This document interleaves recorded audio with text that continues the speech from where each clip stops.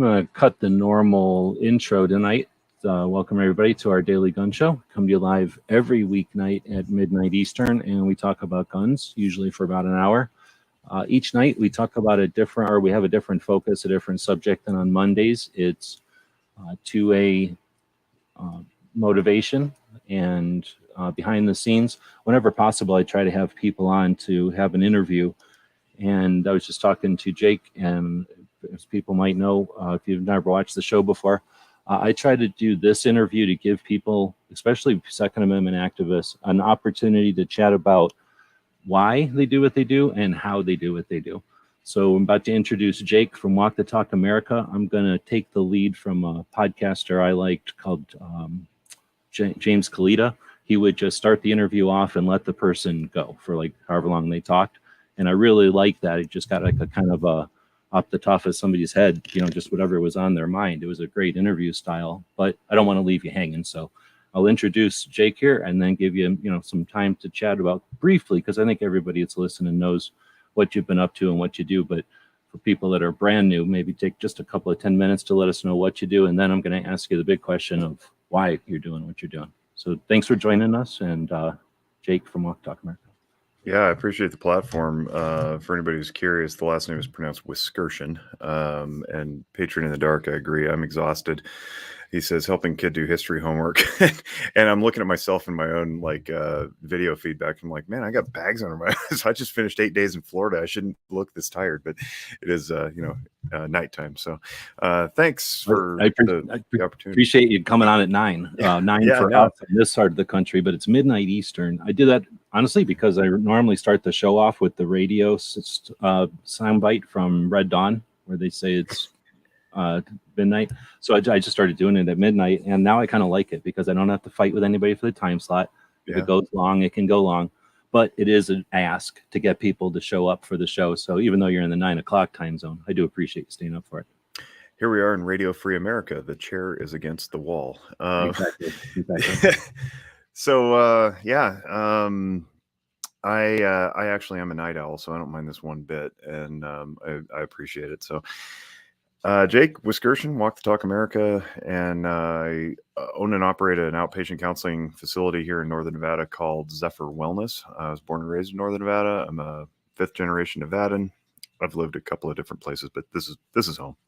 And I'm a marriage and family therapist by license and by trade. And so I wear a bunch of different hats, and we can talk about those things. But my affiliation with Walk the Talk is the very brief short story is in 2019, I happened to be texting a friend whose mom owns a local range and retail store here called Reno Guns and Range. And it's the preeminent range and retail store in town. And his name's Jordan, and Jordan and I go back many, many years to college. We were in undergrad together and in the fraternity, and he manages the store. And so for years we've been talking about this like guns counseling thing. How do we make it work together? We had no idea. And one day he texted me and says, have you heard of Walk the Talk America? I said, no. So I looked up the organization, found Mike.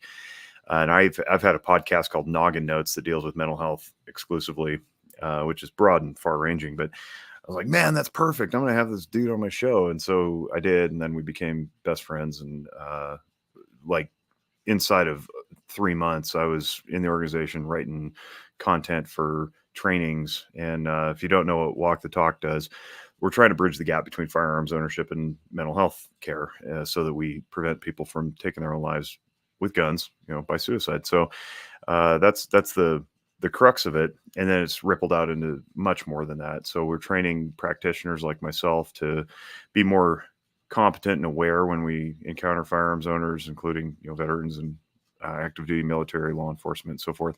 And so we don't scare them away with our ignorance. And then the flip side of that coin is to demystify what counseling is and invite people in to get it and try to strip away some of the mythology behind it, but also some of the misinformation about what laws are, potentially prohibiting your experience in getting mental health care. So that's me in a nutshell. Thanks for having me. Great podcast. I'll see you guys tomorrow. Just kidding. It's not where it ends. So it's awesome. Appreciate that. And thanks for being brief. Like I said, I'm sure most people know who you are. And if you don't, then I usually try to put some links below, not just to the things that we're going to talk about today or that you're working with or the projects you're involved with, but is there a podcast that you've done before that you consider the one that's like your go-to? Or did you and Mike ever do like a specific one just as an intro videos or something like that? Is there something like that? That's tough. That's actually something we kick around with our marketing guy, Kevin, quite frequently. So I've been, it's weird to say I'm a podcaster, but I guess I should because I've been doing it for like 5 years now. And then on top of Noggin Notes, we do a Walk the Talk podcast called Guns and Mental Health, and we interview people and we talk about pretty deep, powerful stories that people bring in, not just related to suicide, but cannabis use. If they're a firearms owner and they use cannabis to alleviate PTSD symptoms or anxiety or whatever, we talk about different treatments. We talk about defensive shooting. We had Michael Waller on, and he's incredible. Talking about how he went through that, and so having this has brought me into a realm where, and I'm very active on Twitter now too, and I've met a lot of really cool people from across the country and the world actually, and I've been on different shows, and everyone's a little different.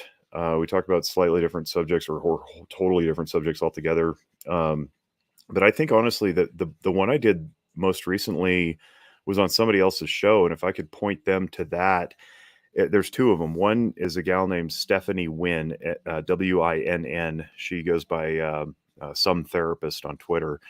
And the whole thing is you must be some kind of therapist. And that's her gig. And that's the podcast. So she's got a great podcast. She's a marriage and family therapist up in Oregon. And I went on there to explain this whole guns and mental health thing. She's, by her own self-disclosure, a former raging leftist liberal who's seen the light and come to the center, so to speak, and is now curious about all sorts of subjects, and one of which is how do guns and mental health coexist in the same environment. And I said, well, very simply, they do, and we have to acknowledge that. And so I think I did a pretty good job explaining everything to her. And then on another show called Disaffected, which is hosted by a guy named Joshua Slocum, that's a very, very, very good show. If you're interested in mental health stuff and especially personality disorders, Josh is not a clinician. And I've always told people that I listen very, very closely with a highly critical ear to non-clinical people talking about clinical matters.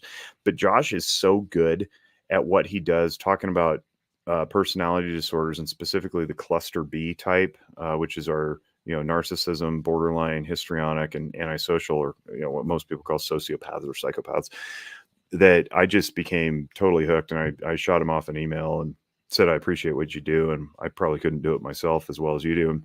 And I've been on his show a few times, but we just did one where he interviewed me about the firearms thing. And he was somewhat unfamiliar, has become more familiar again, another, self-identified, highly leftist, most of his life, and has come to the center and is now, he says, I didn't think guns were a thing. I thought they should all go away. And, now I find myself completely advocating for the Second Amendment because it is the thing that defends all our rights.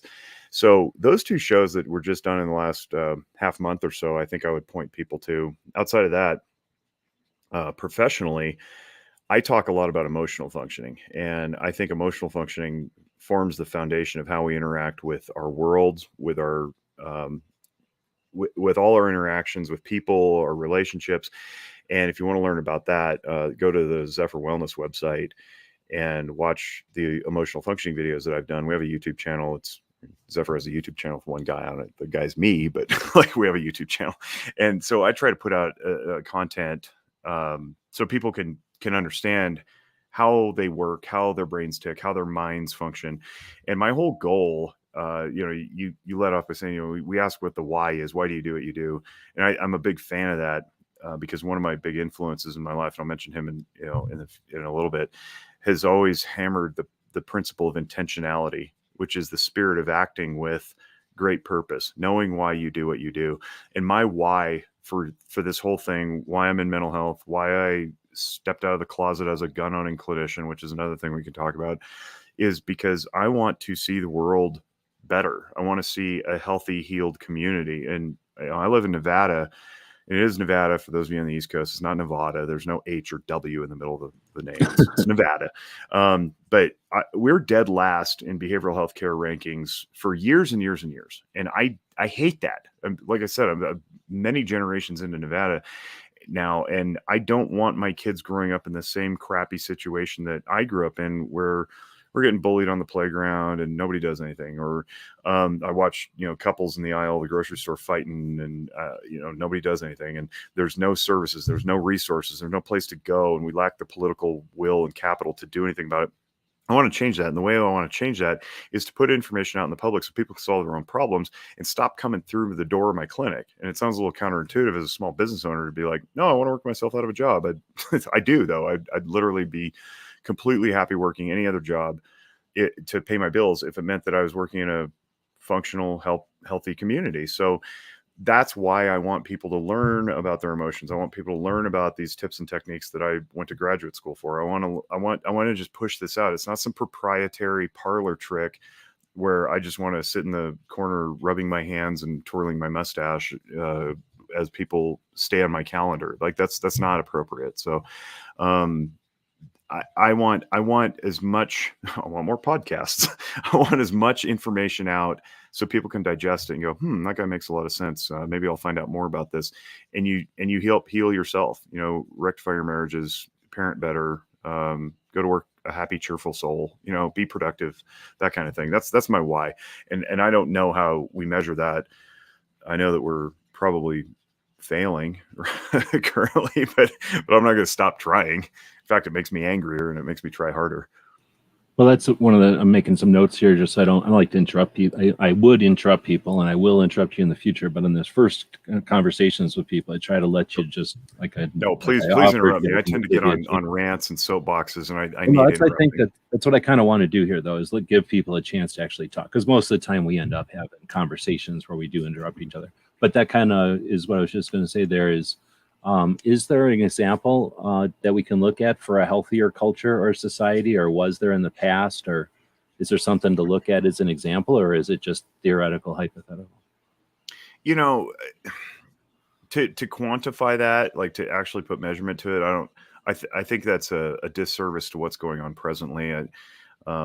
I'm a big fan of Jordan Peterson, and I heard him say one time in an interview when somebody asked him, does he regret something or other? He said, he paused for a very long time, and he said, no, I'm not going to betray my former self. And I don't think we do ourselves any justice in today's world to look backward and say, oh, it'd be so nice if we could just be in the fill in the blank time period, because there's always exchanges. What are you giving up to get back what you wistfully long for? So I think we have to make do with what we have now.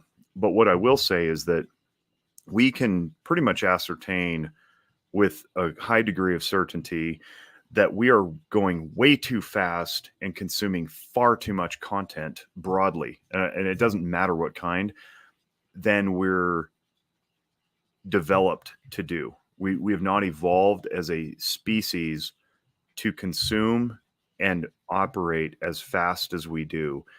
And then you build in all the social pressures of performance and accumulation and comparison and all that stuff, and it just makes things worse for us mentally, spiritually, psychologically. And I do mean spiritually, because when we start to focus our attention on things that are fleeting, we tend to lose focus on things that are everlasting. And I don't care how you define that. I happen to follow Jesus. I'm a Christian, but it doesn't matter where you get your spiritual anchoring, such that you have one somewhere, because that's where you return when the storms blow and the things start going sideways. You go, what's my foundation? Where am I anchored? And largely we've lost that because we've just become super distracted. And that's, we can pin it on social media. We can pin it on instant gratification culture, consisting of Google search results turned very quickly. Don't have to go to the library anymore, all the way up to, Amazon drone delivery service or whatever. But it dates back to the microwave or the TV in the 1950s, or subscription TV where you don't even have to watch commercials anymore. So there's lots of contributing factors to this, and I see it all accelerating.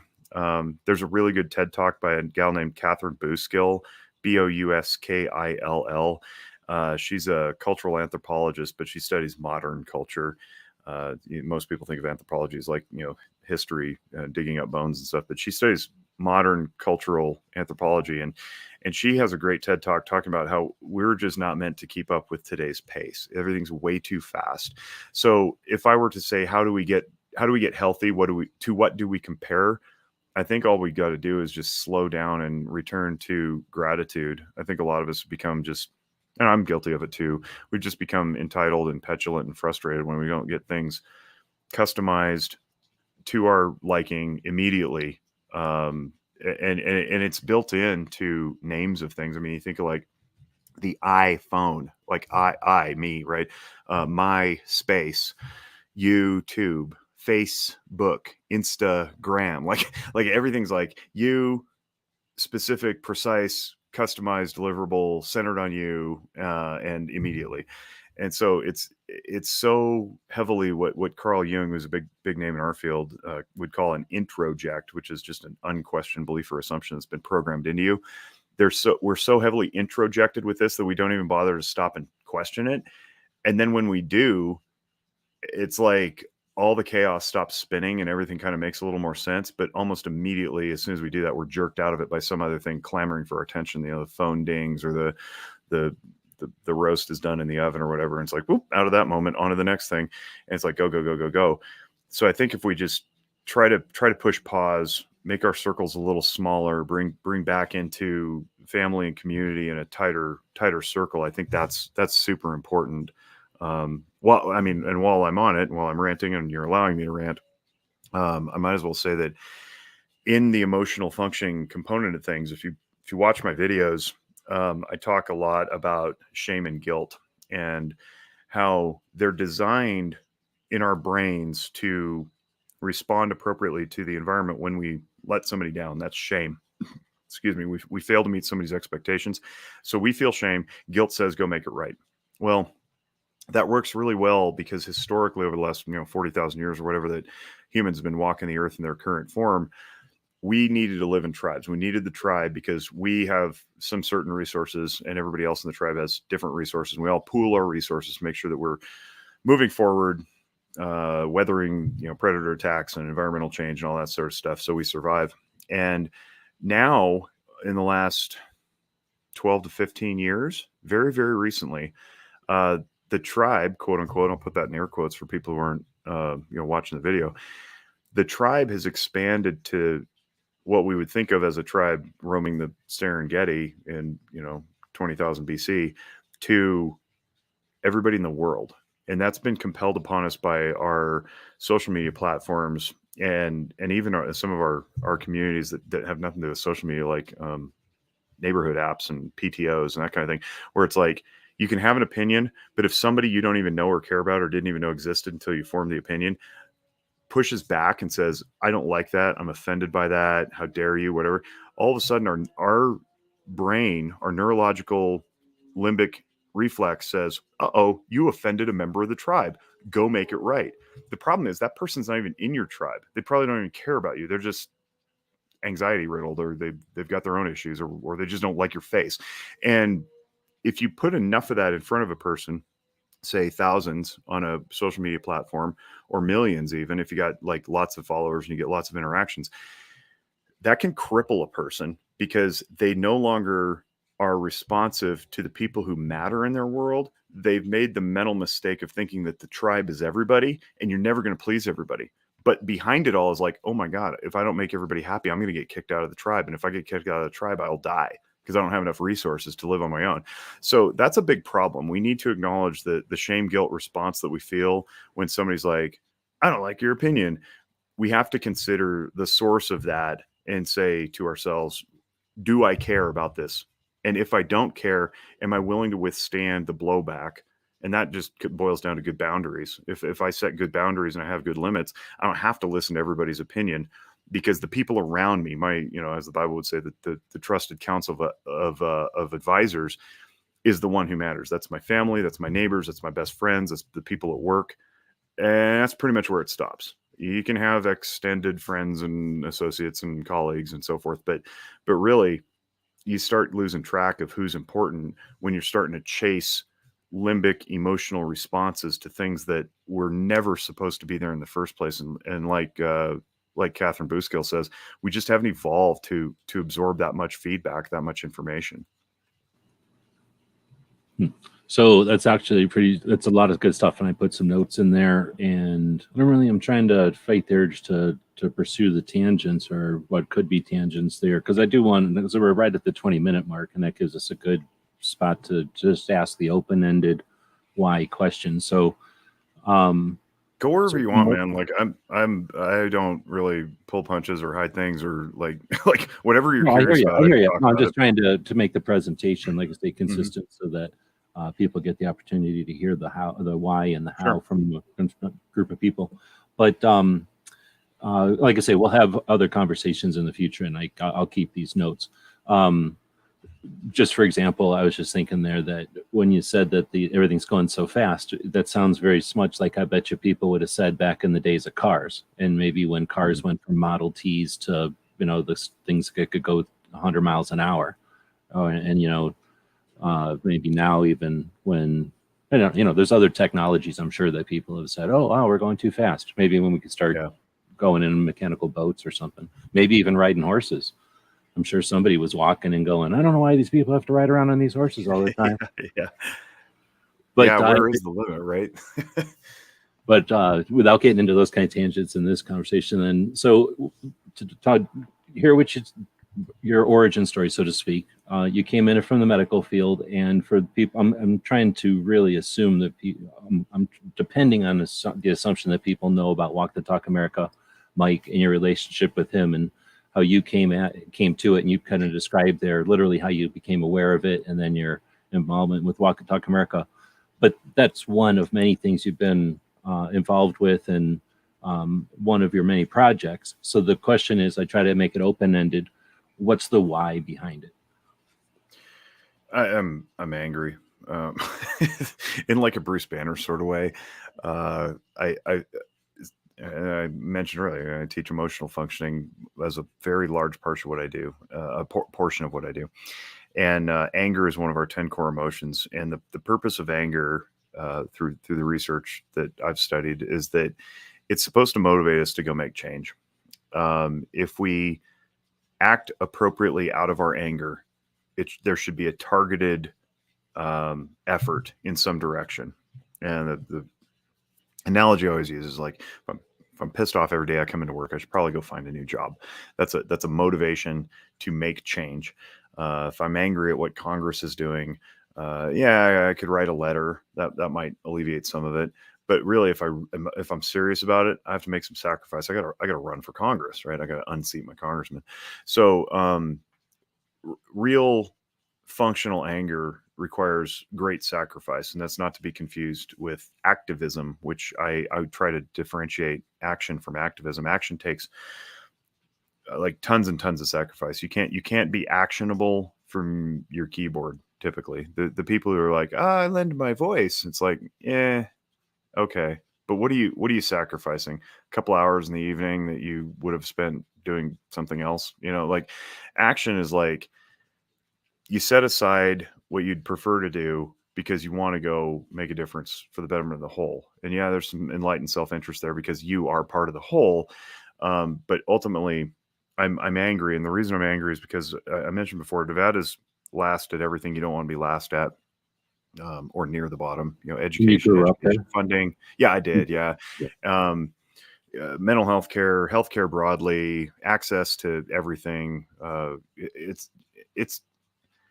I love my state for all that it has to offer. But we are we can't recruit talent for business and industry. We can't retain the talent when we graduate from the colleges and universities. Like it's really it's not a good environment.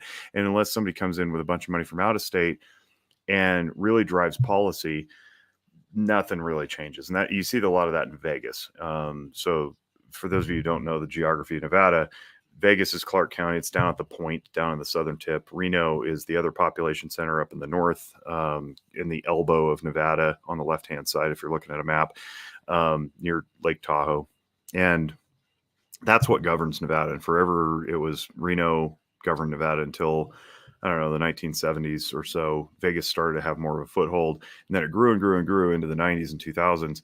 And now Vegas pretty much runs all of Nevada. So the reason that is important is because, yeah, nice, good picture in Nevada. I'm up there in the elbow. The reason that's important is because people who come to a place from somewhere else usually do so for their own interests. They're not interested in necessarily changing the broader culture. They want to make their money, and that's casinos do that. Business and industry does that. If they happen to make some change along the way, that's cool, but that's not their primary goal. Me, having lived here and watched this stuff unfold, my primary goal is actually other-centered. It's not self-centered. It's the inversion. If I make some money along the way, then great. And that's probably not some advice I would give any business owner. But for example, I run Zephyr Wellness like a nonprofit. I try to put more money into the company than I take home. And it's a high degree of sacrifice. Well, one of those sacrifices I made was several years ago. I was angry at my licensing board because they weren't doing the right thing. They weren't following the law. They weren't following open meeting law.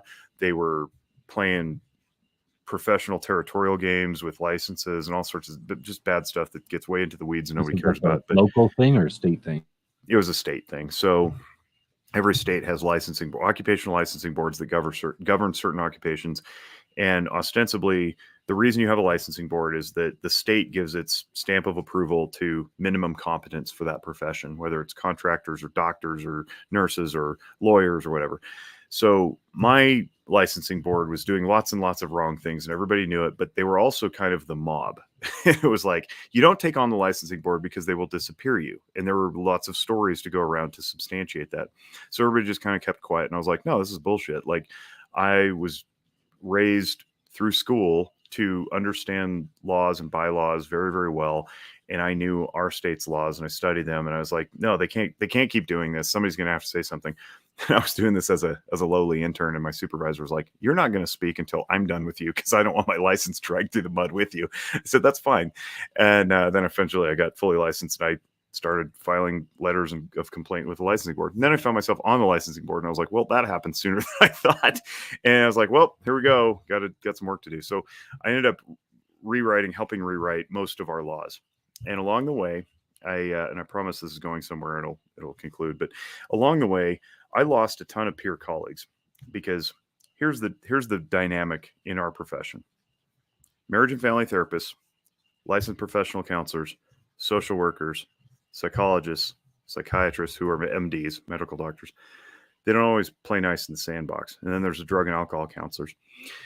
There's this weird professional turf war that goes on saying that, I do this thing better than you do, and therefore we must fight about it. And it's very weird. And I truly believe that that's why mental health care has been pushed to aside for so long, is because we simply can't get on the same page to go lobby, for example, for higher reimbursement rates from insurance companies. So anyway, we fight. And there's two professions governed by the same licensing board: professional counselors and marriage and family therapists. I happen to be a marriage and family therapist. Professional counselors weren't given their full scope for a long time. They weren't allowed to treat couples and families, for example, in the state of Nevada. It's the only state to do such a thing. Why are we dead? Excuse me, I just swallowed a bug. I'm sitting outside. This might take a minute. There we go. We're out. The gnat is gone. So it's like, well, why are we dead last in things? It's like, probably because we don't allow people to practice to their full scope like they can in every other state. So I changed that, and it was to the great dissatisfaction of many of my peer marriage and family therapist colleagues, if you can believe such a thing, right? Like, you'd think that we all are into this together. We're all just healing people. We want people to be better. Nope. It's like, no, we do it different than they do it, and they shouldn't be doing it the way we do it. And it's like, harumph. So that incurred a lot of wrath. I lost a lot of peer colleagues. Well, I went through that crucible, and it was great and awful simultaneously. Sucked away 3 years of my life, neglected my family, barely held my business together. I have no idea how I did it. Grace of God, power not of my own. So fast forward from 2016 to 2019, I meet Mike Sedini, and I'm a concealed carry permit gun owning clinician. And I have him on the podcast. And one of the things, I totally forgot about this until he told me about it like 2 months ago. I said, we could talk about all your organization and stuff, but we can't mention that I'm a gun owner. He's like, okay. He thought that was weird. It felt weird coming out of my mouth. And then later I realized this is such an important thing that if I'm experiencing what other gun owners experience and I'm one of the professionals, I can't half it. I can't straddle the line. So I was like, well, I probably lost all the peer colleagues I'm going to lose for my career doing that licensing board thing. I should probably just come out of the closet as a gun owning practitioner and lose the rest of them if they care. And what happened was exactly that. But also a whole bunch of other people came out of the woodwork and were kind of whispering like, "Oh man, I didn't know you were a gun owner." Me too. How do you do that? I'm like, how do I do what? Like, I'm honest with people. It's like, what do you mean? Like, how do it was so bizarre, but that's how we've been indoctrinated, is to don't talk about that thing or this thing, comply, bow, kiss the ring of all the professors and the gray-haired people that mentored us in the profession.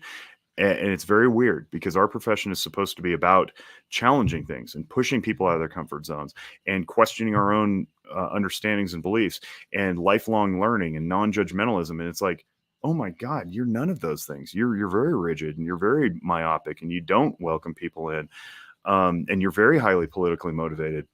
So I realized I had to take the step forward and be something that didn't exist. And lo and behold, here we are 3 years later in 2022, and I still survey the landscape. And the emails I get and the instant messages from or the direct messages on social media from Twitter, from Instagram, it's like, hey, I love what you do. I'm a social worker in such and such state, or I'm a licensed professional counselor in another, whatever state. I love what you do, but I can't do what you do because my boss will fire me, or it won't be welcomed here.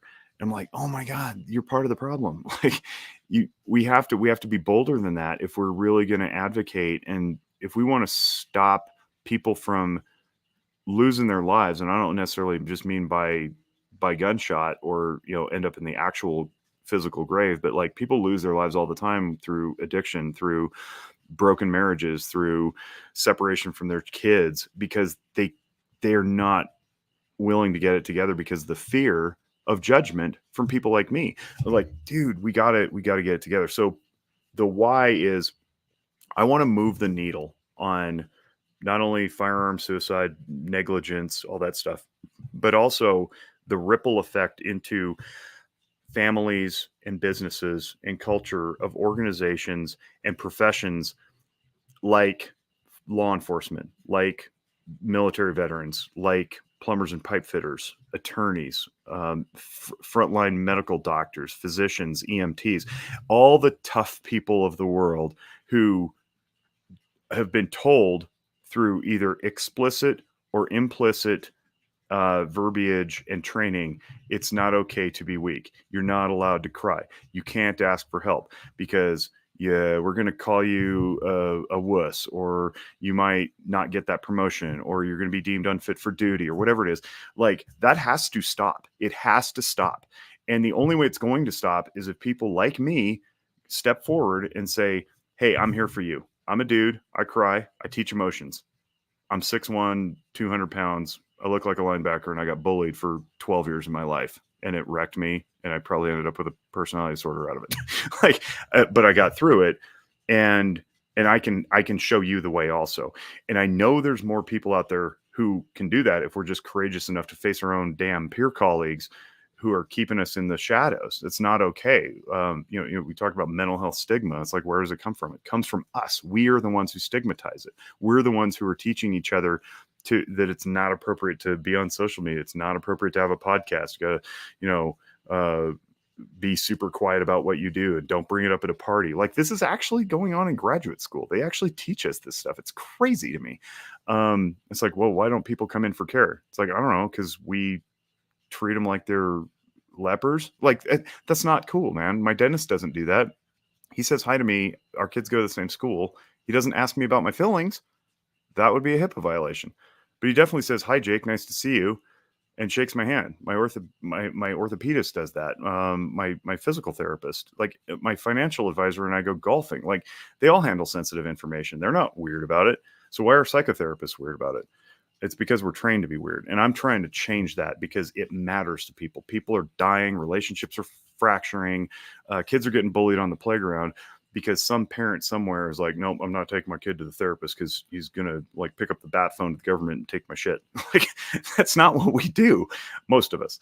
And for the some of us who do, they should be pushed out of the profession. But I don't get to control that. I get to control me, and I get to control the message that I send. So my why is done out of anger, not just because I live in a state that's the worst at everything you don't want to be the worst at, but because I look around at my peer colleagues and they're just not moving. They're not recognizing the problem. They're not recognizing that, out of one side of their mouth, they're saying guns are stupid and firearm violence is bad and end gun violence by banning AR-15s. And at the other side of their mouth, they're going, suicide prevention is my thing. It's like, you do realize that almost 2/3 of gun deaths are suicides, right? It's like, nope, doesn't compute. They don't want to hear it. So I'm trying to rattle cages and maybe change some minds and win some hearts. Hopefully it works. So far it's working. The gun community loves it. That's been the blessing. I've been a firearms owner my whole life, but I was never part of the community until I met up with Mike and Rob Pincus and those guys. And I went to GRPC in 2019 and then shot in 2020. And the community absolutely welcomed me with open arms. No suspicion whatsoever. In fact, it was, if anything, it was like they kind of like took 2 steps forward, 1 step back, kind of reached out, touched me to make sure I was real. And then it was like, man, this is so cool. This is so refreshing. The clinical community, little chillier, but I don't care. I'll take the wins where I can get them, and if that gets people into treatment, then awesome. Right on. Well, that's a bunch of cool stuff. And for people that don't know the whole deal, I talked to Jake about doing the conversation. Oh, I don't know, a couple while ago. We scheduled it for today, and then maybe a half an hour ago or an hour ago, I tried to attempt to say I'm going to ask you 2 big questions: the why and the how. So he didn't have a lot of time to prepare for that answer, and that was awesome. So I really appreciate how you were able to explain, the facets of that. So my one question is going to be, would you have done Walk the Talk America if you wouldn't have been in the situation to do the board and, bring that stuff to the board first? Like if you wouldn't have already burned those bridges, so to speak, or at least I don't know. Gotten that catalyst, right? I'm going to back up to the how real quick. The how is a little more precise than I shared. I know what I'm doing and why I'm doing it, and part of that is conversations like this, and another part of it is the why, because we're about to talk. Yeah. Well, I mean, you asked why and how, and I think that's legitimate, and I think the how deserves a. Oh yeah, we'll spend the rest of the time talking about how. But go ahead. Okay. Go ahead. So the how is what WTTA is doing with its training. So we go in and we train non-gun people or gun people if you're there, what gun culture is, and it's very, very cool. And we have 2 free trainings that we've recorded and we posted on the website. We probably need to update them because the data have changed a little bit, but and we're a little better at it too. But it's hard to get me and Mike and Rob in the same room at the same time. But the 2 free trainings on the website, if you're friends with anybody in the healthcare community who wants to understand gun culture, I think we do a really good job of explaining a foundational understanding of it. So it's part 1 and part 2. They're free. Take them. You get a little certificate, it spits out at you. And if you're in the healthcare community, sometimes you can get continuing education credit for that. That's good for your license renewal. And then the flip side of the coin is I will go out and I'll teach counseling stuff and emotional functioning to firearms owners, up to and including manufacturers, retailers, ranges. And one of the things I'm working on right now, I've got it conceptualized in my head. I was explaining this to Byron, the instructor, last night on an Instagram thing. I want to create a PowerPoint that's just sort of a drop in, 15 to 30 minutes that any firearms instructor who has watched my emotional functioning videos and knows what they're talking about can work into a intro to gun CCW renewal class that covers the basics of mental functioning. not mental health. It's not about that. It's about what does your brain do and why does it do it, so that you can become more in charge of your decisions, your actions, your behaviors, and also your communication. Hopefully, if we improve communication, we'll improve relationships. But just 15 to 20 minutes from a firearms instructor talking about stuff that was previously taboo, I think will go a long way to helping the community. And so the idea is to get that into a presentation form that people can easily digest, consume, and then regurgitate to their audience. That's the how. The how is also I'm wearing a bracelet. It says WTTA.org/love. You go to the website, anywhere on the website, but this particular slug takes you to free and anonymous mental health screenings. Gun owners love anonymous. Everybody loves free. So free and anonymous mental health screenings, these are powered by Mental Health America. And it's a great way if you're just like, man, I've been edgy for like weeks. It just seems like weeks have been edgy. Dude, go to the website, take a screening, see where you are. If it feels like depression, take the depression screen. If it feels like anxiety, take the anxiety screen. Take them all. They're like 3 minutes a piece. It's super easy. And if the number that it spits out isn't something you like, well, maybe go seek professional care, or at least go talk to your local bartender or your neighbor, right? So that's the how. And along with the how is getting the message out through the form of flyers in firearms boxes, flyers on the counters at gun stores that lead to the link, that invite people passively into exploring what their brains are doing, what their minds are doing, how they're functioning. Take free and anonymous mental health screening. Listen to our podcast. Just know that you're not alone in the world. That's the how. Nobody else is having this conversation. Now they're starting to, which is awesome. I love that. But 3 years ago, this conversation literally didn't exist. We're still, I think we're still the only organization probably in the entire world that is doing mental health. I know there's organizations like Hold My Guns. It's like Hold My Guns in a period of crisis.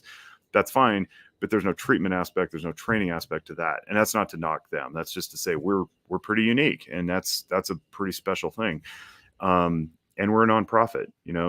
I'm blessed enough to have my salary generated by my employees at work, so I can go and do things like this and not worry about taking hours off the calendar as a different kind of sacrifice. My sacrifice was already paid for, when I opened my company and spent 5 years broke. But now I'm in a position to do this. So that's the how. And we want to be very precise about that. We want to be very diligent. So when we're flying across the country, giving these trainings to local, governmental health and human services agencies or retail stores or ranges or instructors, we can say, just like Rob Pincus will say, if you want more about this, go to the Personal Defense Network videos and you can learn it, right? We can say, you want more about this, go to the Zephyr Wellness page or the Walk Talk America YouTube channel, and you can learn more about it. So that's the how. But getting back to your other question about like, what am I, how did I come into this and what are we doing? No, I lost my train of thought. I'm sorry. I was asking if you would have done Walk the Talk America. Oh, what about? Yeah, that's right. Healing if you wouldn't have already burned some bridges on the way. Yeah, that's hard to say. I don't know. I don't know. Timing matters. And at the time that I did the board thing, there were other things going on in my life, professionally, personally, that allowed me to do it. And I knew there'd be a benefit from it. It wasn't ego driven. I knew that. It was because I needed to make fundamental change. And part of it was like, I'm going to be working in this profession for the next 30 years and I can't operate under these conditions. So I have to go change them. So like I said, the enlightened self-interest. So if WTTA had graced my consciousness, and it didn't exist in 2016 or 2015, but if it had, I probably wouldn't have, because it wouldn't have made any sense. I think things had to unfold the way that they did. And here's the cool part. There's other things that I don't want to get into right now, but I see it unfolding with other professionals around the country on different topics that have to do specifically with our profession. And I don't want to bore everybody with that, but I'm watching other people do essentially what I've done with WTTA.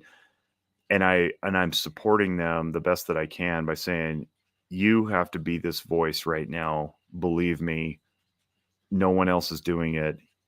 I'm behind you, but I have to be behind you. I can't be beside you or in front of you because I've got this other thing going on. But trust me, I've been through this. I've walked through these fires, and I'll tell you how to avoid certain potholes the best that I can. And that's pretty cool. So it's not necessarily that I'm I'm leveraging my own experience for another own experience of myself, but I can reach out and connect with different people in different areas, if that makes sense, to say, hey, I've Like seen in kind of what you're going through. And like yeah. in non-gun owning stuff, like Yep. other rooms, like Non-gun owning stuff. Yeah, absolutely. Where they're yeah. having to walk in two different worlds that seemingly contradict, or they're just facing a holy hellfire of That was one pushback. of my notes from before too, was as you were describing the situation with the board and then with Walk Talk America and bringing the aspect of the plight of gun owners, I guess, to the medical field. I was going to say, will that 2A fight unravel other facets in the medical community? So I don't know, like, I don't even know what that might be, but maybe let's say drunk driving. What if it turns out that nobody paid attention to, there's some kind of a reason why drunk drivers won't seek help because, and this peels back something where everybody goes, oh, wait a minute, if this is the case with gun owners, then this might be the case, maybe we can be better in other places. Yeah. There's so much stigma. I mentioned, try to figure out how to phrase this. So I mentioned all those other professionals earlier, the plumbers and pipe fitters, attorneys, firefighters, whatever. They're not gun owners all the time, but they don't come seek help for the same reasons, which is they don't want to be judged. So for us, it's a personal constitutional right. It's a civil right. It's a property right.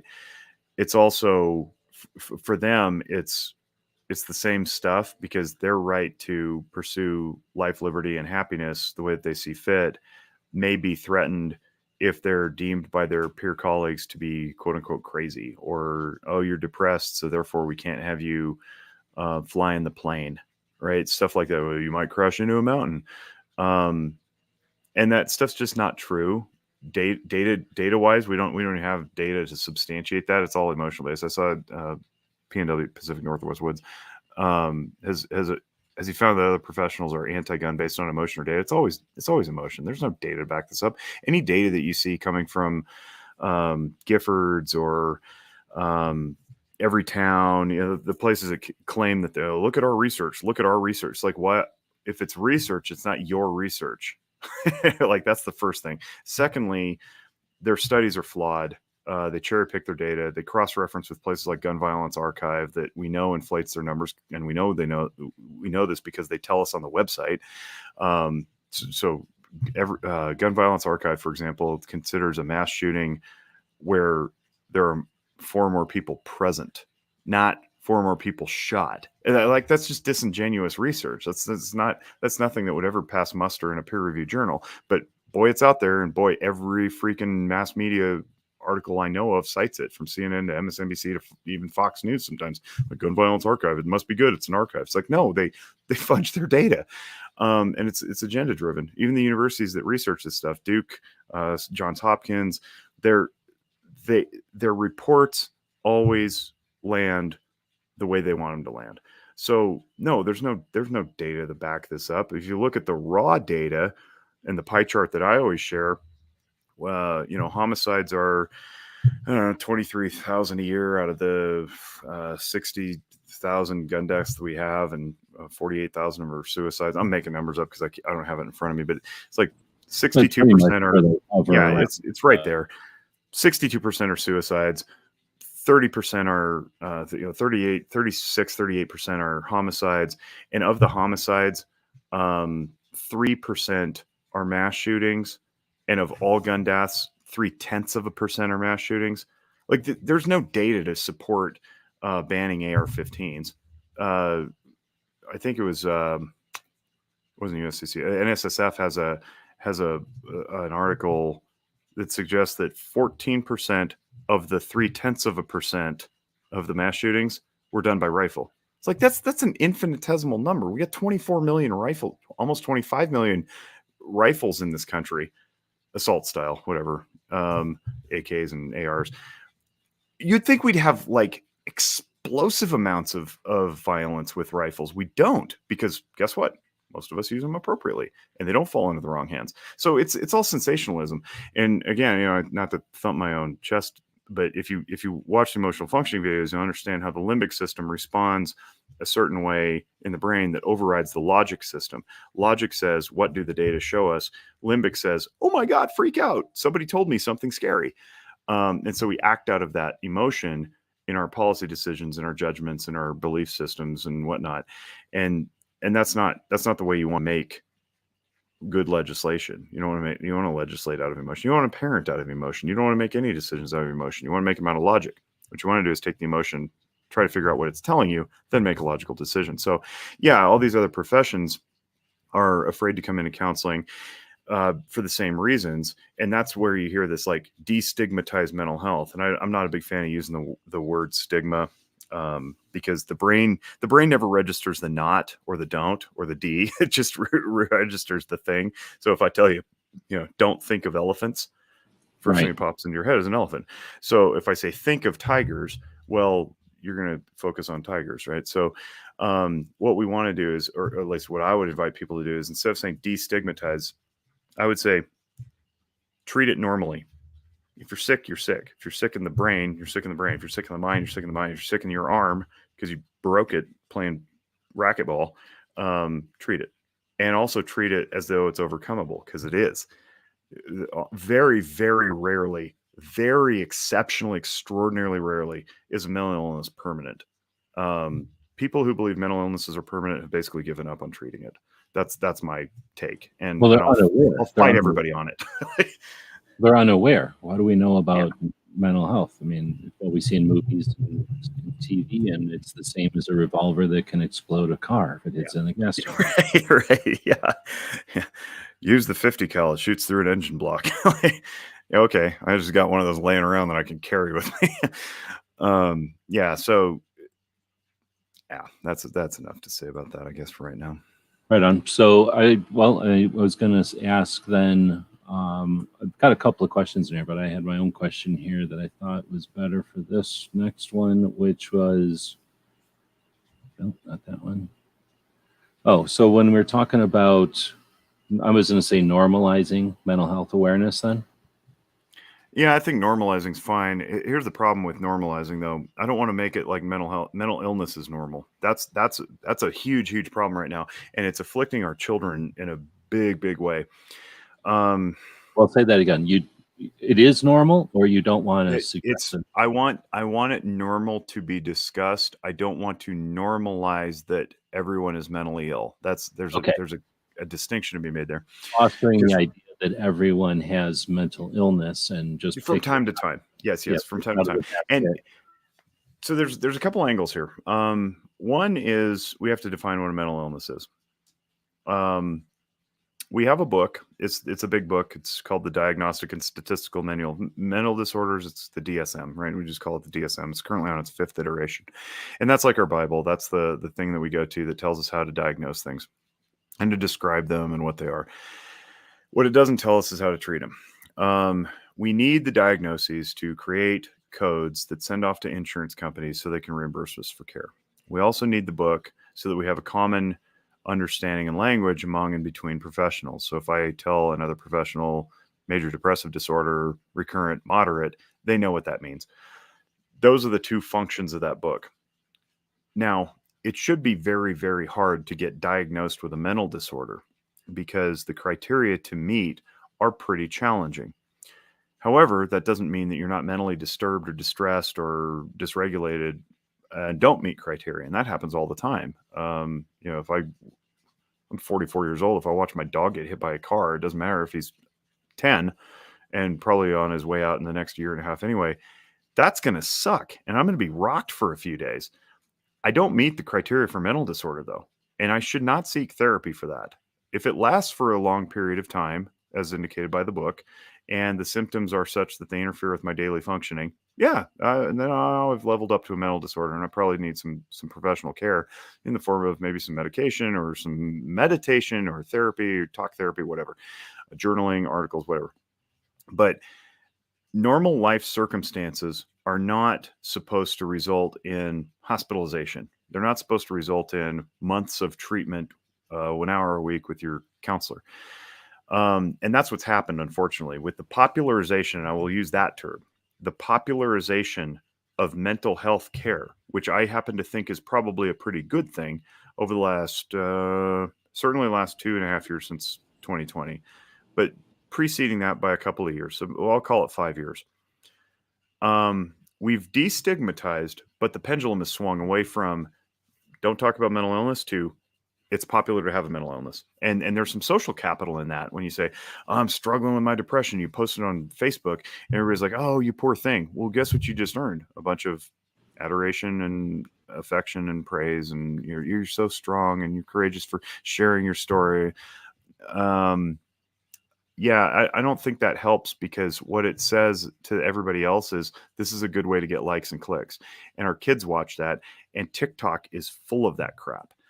TikTok is full of children who are creating a contagion effect among other children who don't have illnesses, who realize that they get millions of views if they say they have an illness, and then suddenly they have an illness. So now you're not even talking like, oh, I think I have a something, but instead I know I'll get more views if I play the role of I have whatever. Yeah, and it's not even that conscious, and it's not even about views. It's about so we do a lot of work in a rural school system here in Nevada, about 100 miles away from Reno, and these kids aren't Instagram celebrities. They're kids in a town of 2,500 people, but you still get the same level of attention from your peer colleagues in school if you're depressed or if you have personality or suddenly you decide you're a different identity, right? It's the equivalent of standing up in the class and getting all the attention. Mm-hmm. They don't need the level of Instagram top level fame. They're just looking for the ability to be famous to their peer group. Yeah, and what we have to ask is why is that happening? And my recurring theory that is yet to be bucked by any sort of evidence, either anecdotal or empirical, is they're not getting it at home where they should be getting it properly. So where do they go? They go to their friends. And it used to be, my parents are ignoring me, I'm going to go hang out with my friends and drink in the canyon or whatever. That's a different kind of danger and problematic. But now we've got people who are identifying differently, self-harming, ideating suicide because it gets them attention. And that's the type of pendulum swing I'm talking about. Instead of saying, no, you're not depressed, you're lonely, go get a friend, re-enroll in softball after school, you'll be fine. We coddle them and we go, oh, you poor thing. Let's get you to the psychiatrist and get you on some medication. ADHD is a really popular one because it's very nondescript and almost anything can be ADHD. But if you read the book, the DSM, and you read all the confounding variables and you read all the differential diagnoses, it should be almost impossible to diagnose somebody with ADHD in its pure form. It's almost always something else. It's a trauma effect. It's a bored kid who's really smart. It's bipolar disorder. It's something else. All of which are treatable, by the way. But when we've got my clinic being flooded with people who are they're significantly impacted to the point that their life skills are diminished, so they think they need care, and they come in and we analyze it in 15 minutes and go, hey, actually, what you just need to apologize to your mom and go make amends to your dad, because you've been kind of a turd for the last couple of years and you're 14. That's probably going to be okay. And parents are like, really? And the kid's like, really? You go, yeah, it really is that easy. It shocks them. They're like, well, we thought this was much more complicated. And it's like, no, get off the internet. Stop pursuing dark, deep rabbit holes. So I do want to normalize the conversation. I don't want to popularize illness. I'll go back to the top of the session, when we were talking about how I want to keep people out of my agency by dispensing information that's useful. I don't want these kids and these adults coming in with symptoms that they don't believe they can overcome. That's another narrative that we have to change too, is like, I was born this way. It's like, no, you weren't. You didn't come out of the womb angry. It doesn't even make sense. You trained yourself that way, maybe, but anytime we can train somebody, we train them differently to go a different direction. So this is supposed to be hope inspiring. And I don't want to sound like I'm condescending anybody who's struggling. You can struggle, but it may not rise to the level of, mental disorder per the book, billable to insurance. But boy, the people living it sure think they are. They think they're really, really suffering. And that's real. That's really hard for us to, to differentiate when they come in and they're like, I have all these symptoms. Click, click, click, click, click, click. It's like, man, you're 12. How do you know all this? Like, I've been online a lot. Don't be online and you won't have those symptoms. They're all in competition with each other. So yeah, we want to normalize the conversation. We want to validate people, but we want to take personal accountability for how we interact with our environments. Now that can be accomplished through basically awareness and education, right? Same way it sounds as though in the big picture, at least, and I'm an optimistic, I guess, but it sounds like that can be accomplished in the same way that CPR was accomplished and then eventually stop the bleed classes. Once teachers, for example, are aware and they add it to curriculum, then the next generation is just, I think of it as like a leg, like you twist your leg or you break your leg or you get a cut in your leg. It's all going to be, you twist your ankle, you break your leg, or you get a cut or something. Everyone knows that those are three different things, and nobody expects that kid to play softball the next day. Or if he does, they know he's going to hurt his leg more, right? And they're all going to go like, oh, he's sacrificing his leg for this. He can't do it. There's going to be all that. When it's mental, we all just don't have the words to describe the elements, right? And I don't think it's intentional. I think it's just that nobody has the words to describe all this stuff. Now that it's come into light, people will be able to say like, hey, I got to sit out. I don't feel good today. What do you mean? Does your leg hurt? No, my brain hurts. I'm sitting down today. Like, oh, okay. You want something for it? You want something to drink, or you want the tomorrow off too? Or, right. I don't know I'm just using that as an example that once we understand that it's just like hurting our leg, right? Sometimes you cut your leg off. Sometimes it's going to heal right up. Sometimes you're going to have a limp, but it's just another organ. It's just another facet of us, right?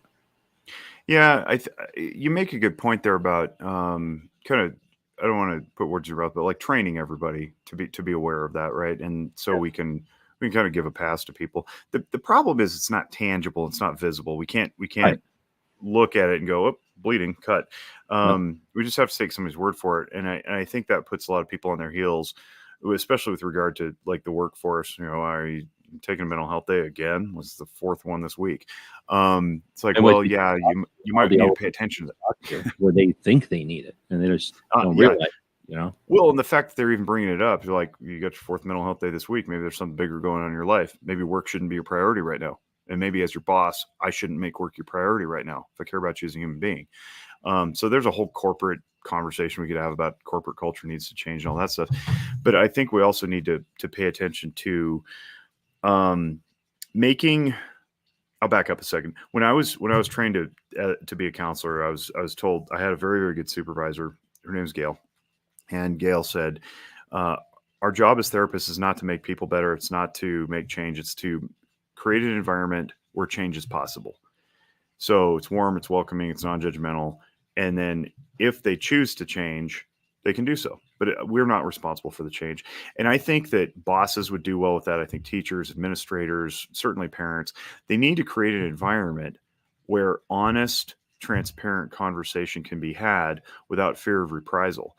A lot of gun owners don't want to come into care because of fear of reprisal. They think they're going to have their property taken away or their rights, or they're going to get imprisoned in a hospital against their will. First of all, that's really, really, really extraordinarily fleetingly rare. Of the millions and millions and millions of visits across the country every year, only a handful end up in institutionalization against their will, and you don't know any of those people. Like, very, very rarely does that happen. If you happen to know somebody who is placed on a 72-hour involuntary psychiatric hold, you probably within yourself go, yep, they deserved it. And that's the first line that we go to anyway, is higher level of care. We don't go to taking your stuff. Like, it's not appropriate. And there's ethical prohibitions of that too. But I get the hesitation. So how do we fix that? You mentioned earlier something along the lines of like, I don't think it was intentional. And I agree with you. I don't think it was intentional, but it was definitely done by our people. Because we had, for years and years and years, we had in our heads that what we did was something special and magical, and nobody else could possibly understand how we do it. And I think it was largely because we didn't have the intentionality. You say our people, why we did it. the mental health psychotherapy, mental health people. And so we hid in the shadows. And what that created was a marketplace void where the large corporate insta-therapy entities, as I call them now, Talkspace, Good Therapy, BetterHelp, we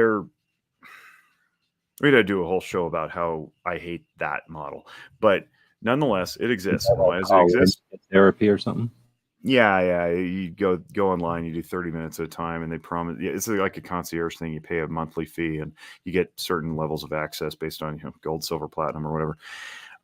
It's what Michael Phelps advertises, and it's not good care.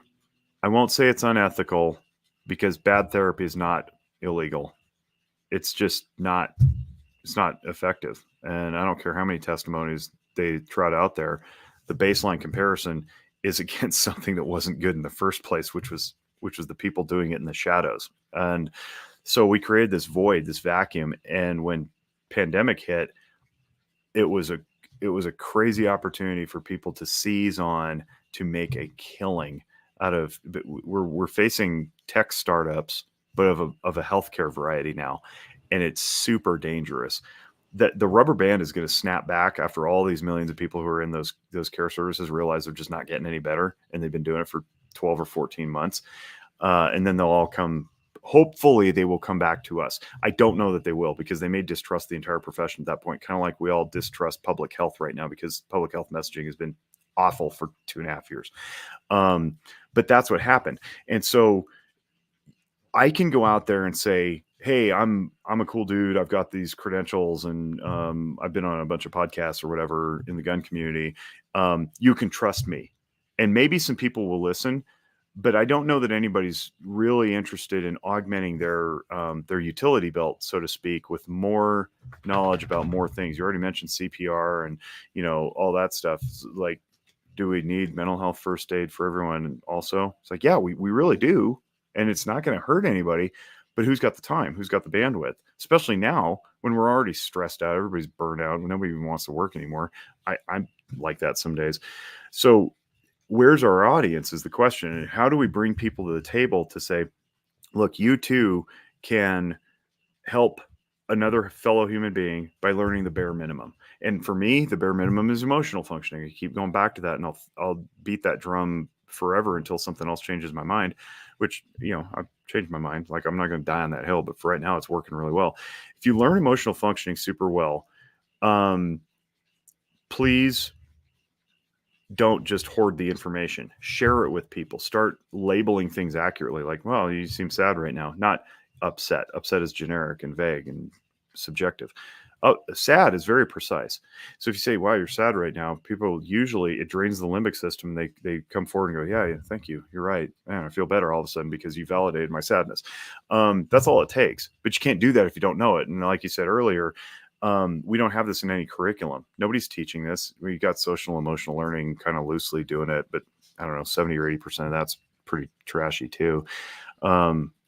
So that's how you do it. All the other stuff is, I think it's just packaged up so people can make money off of it. They've tried out to K-12 curriculums. They're like, mental health first aid, teach all the teachers. Teachers are like, I'm teaching enough as it is. My slate's full with reading, writing, arithmetic. I don't need anything else. But yet they can't avoid it because all the kids are getting sicker. And so who does it fall to? Is there something like a first aid course for mental health awareness? There is literally a thing called mental health first aid. Yeah. And it's quite useful, but it's like anything. If you don't practice it, you're going to get rusty, and it's cool for a week and then you forget it. And I figure it's like, I was an EMT. I never did anything. Mm-hmm. I just went to school and I got nationally registered, and then I talked to too many EMTs and did too many ride-alongs, and I was like, okay, I'm going to not to be an EMT. So I never did it, but I did do a lot of ride-alongs and stuff. And what was I going to say? I think it's, I was going to say, is it something that you got to practice your splints and tourniquets? Like, well, I was going to say, it's like I never seen a baby get born. I never had to do nothing like that, but I read about it a couple of times. So if I had to, I would, if there was nobody else there, I would attempt it.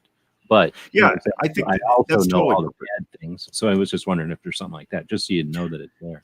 Yeah, I think that's totally appropriate analogy, and that's kind of what we're trying to do with WTTA with our training courses. Is if I get hired, and this happens pretty frequently, somebody hires me to go train their staff on something, or I go teach a bunch of attorneys at a conference, or I taught cops for 4 years or so in the academy, would be cops, I guess, they're recruits. Is that like a course they have, or is that just like a Yeah. lecture they get? Yeah, it's so in the police academy, there's 22 weeks. One of those weeks is 40 full hours of CIT, crisis intervention training. So I taught the intro, the mental health overview, 3 hours, and then I did scenarios and evaluations at the end to make sure they were implementing what they learned. So it's like it's in there. If you don't teach it, it's not in there. And same thing with any of the other groups that I present to. It's just a nice exposure. I do it frequently at schools for parents. Parents come in and we talk about like social media stuff and how to help your kids navigate that world and how to help yourself navigate that world. We talk about emotional functioning, of course. I do it at my church. Actually, this coming Sunday, I'm covering for my pastors because they're a married husband and wife couple. They're out of town, and he's turned the pulpit over to me. So I'm gonna. 2 weeks ago, I taught emotional functioning in its core as a pathway to knowing God better, because you can't be intimate with anyone, let alone the divine, if you're not vulnerable. And vulnerability is done through practicing letting go. And the best way to learn to let go is to let your emotions flow fully in the moment that you feel them, and then move on to the next moment. And if you practice that enough, you can find yourself being vulnerable and then growing intimate with people. So that was one sermon. This sermon's going to be about something else that's rolling around in my head. I haven't crystallized it yet, but that's one way. Like it's a different audience, right? And so hybridizing psychology and spirituality in that format introduces that to the audience, that both can coexist. One is not strange or weird or of the occult, and through that they know that they can go get help if they need it, or at least just journal differently or reflect on life in a different way. And that's what I'm trying to do with firearms community, is say, hey guys, this is not something to be scared of. Look at me, I'm doing it, right? And they're like, oh, okay, yeah, I guess it's not that spooky. And then curiosity grows, and then more emails come in, and then I fire off some resources and here, pick up this book. And that's probably a good segue into a guy I didn't mention earlier. I said, my good friend and mentor who brought me the concept of intentionality, of knowing why you do what you do. His name's Christian Conte, and Conte is how you spell the last name. His book, Walking Through Anger, his latest book, is on yield theory. It's this way of dealing with people where you meet them where they are. And it's an excellent book for anyone to read. It's very, very digestible, very applicable to anything, and it'll improve your communication. So pick up Walking Through Anger by Christian Conte. That's one of the things that I regularly reference and I throw out to people all the time. If you just kind of are like, your curiosity's piqued, and you're like, all right, cool, I'll check out Jake's emotional functioning videos. What else can I read? Read Walking Through Anger by Christian Conte. It's amazing. And then I got a zillion other books I can throw at you, depending on your interests too. Well, that's actually one of the things that I've been trying to do, is ask everybody for a book that they'd recommend. So that is probably right at the top of my list for every person. Well, I just dropped the link to his website, Nice. but I'll drop a link to the Amazon so I can get a cut of it if he's on Amazon in the description whenever we're finished here. So before we go ahead. Oh, let me grab this thing here. Smeggy 42. Everyone out there has, quote, anxiety. I think it takes away from people who are actually struggling. Man, I could not. It's like, louder for the people in the back, dude.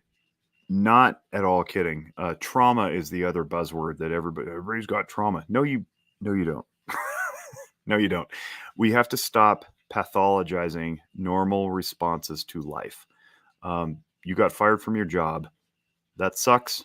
You will push through it. It is not traumatizing. That's not trauma. Trauma has a very high bar to meet. It's very unique, and that's not it. So anxiety, depression, like people are like, I'm so depressed right now. It's and I think that waters down that people are actually struggling for sure. PTSD. God, there was that article by that idiot. I try to refrain from judgmental language, but this idiot who shot the AR for the first time, and he wrote a New York Times article Oh, and like he in cried and everything. 2018 or Yeah. 2017. Yeah, and he's like, I got a mild case of PTSD from it. It's like, MFer, don't you ever. I was so angry about that, and it Well, had it's almost tone nothing to deaf, do with the right? gun. It's so harmful to the people that actually are dealing with stuff like Yeah, man, it just marginalizing. co-ops it, and yeah, it hijacks the severity of it, and it diminishes the impact, the gravity of what that illness actually is like. And a lot of us now are starting to turn our heads around the idea that post-traumatic stress is not a disorder, it's actually an injury to the brain, and we've got lots of research substantiating that.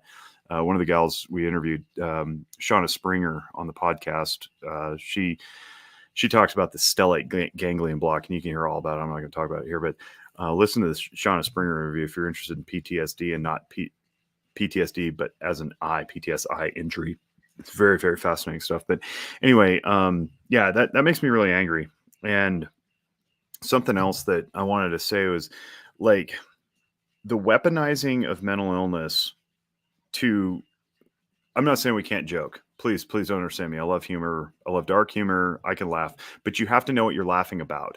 And when we say this weather is so bipolar, it's like you there's people who actually have bipolar disorder and they're actually really suffering, right? It's really unfair to like throw that away, talking about how the weather was suddenly sunny when it was just snowing, or yeah, oh man, that baseball team is being so schizophrenic right now. It's like, okay, first of all, that's not even an accurate analogy. They're not having psychotic episodes, so they're not schizophrenic. What you mean is they're inconsistent. So we need to be precise in our language. We need to stop weaponizing the stuff, because it does diminish what's actually happening. And I'll say, oh, go ahead. I was just saying, where's the line between like weaponizing it and inclusivity or whatever? Like, being, you know what I mean? Like the negative or the oblivious. Yeah. Well, you want to politely correct those people. I don't want to, I wouldn't come down on like a ton of bricks on somebody who said that. I'd just be like, hey, man, like, you're using that word improperly.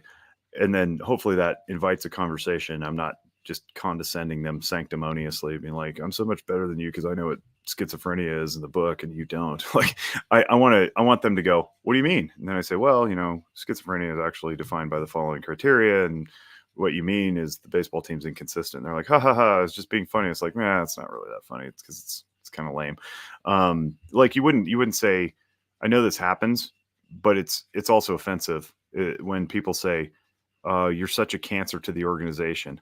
Like, I don't know, man. Like, there's people out there struggling with cancer. Maybe we could find a different way to express that that's not so glib.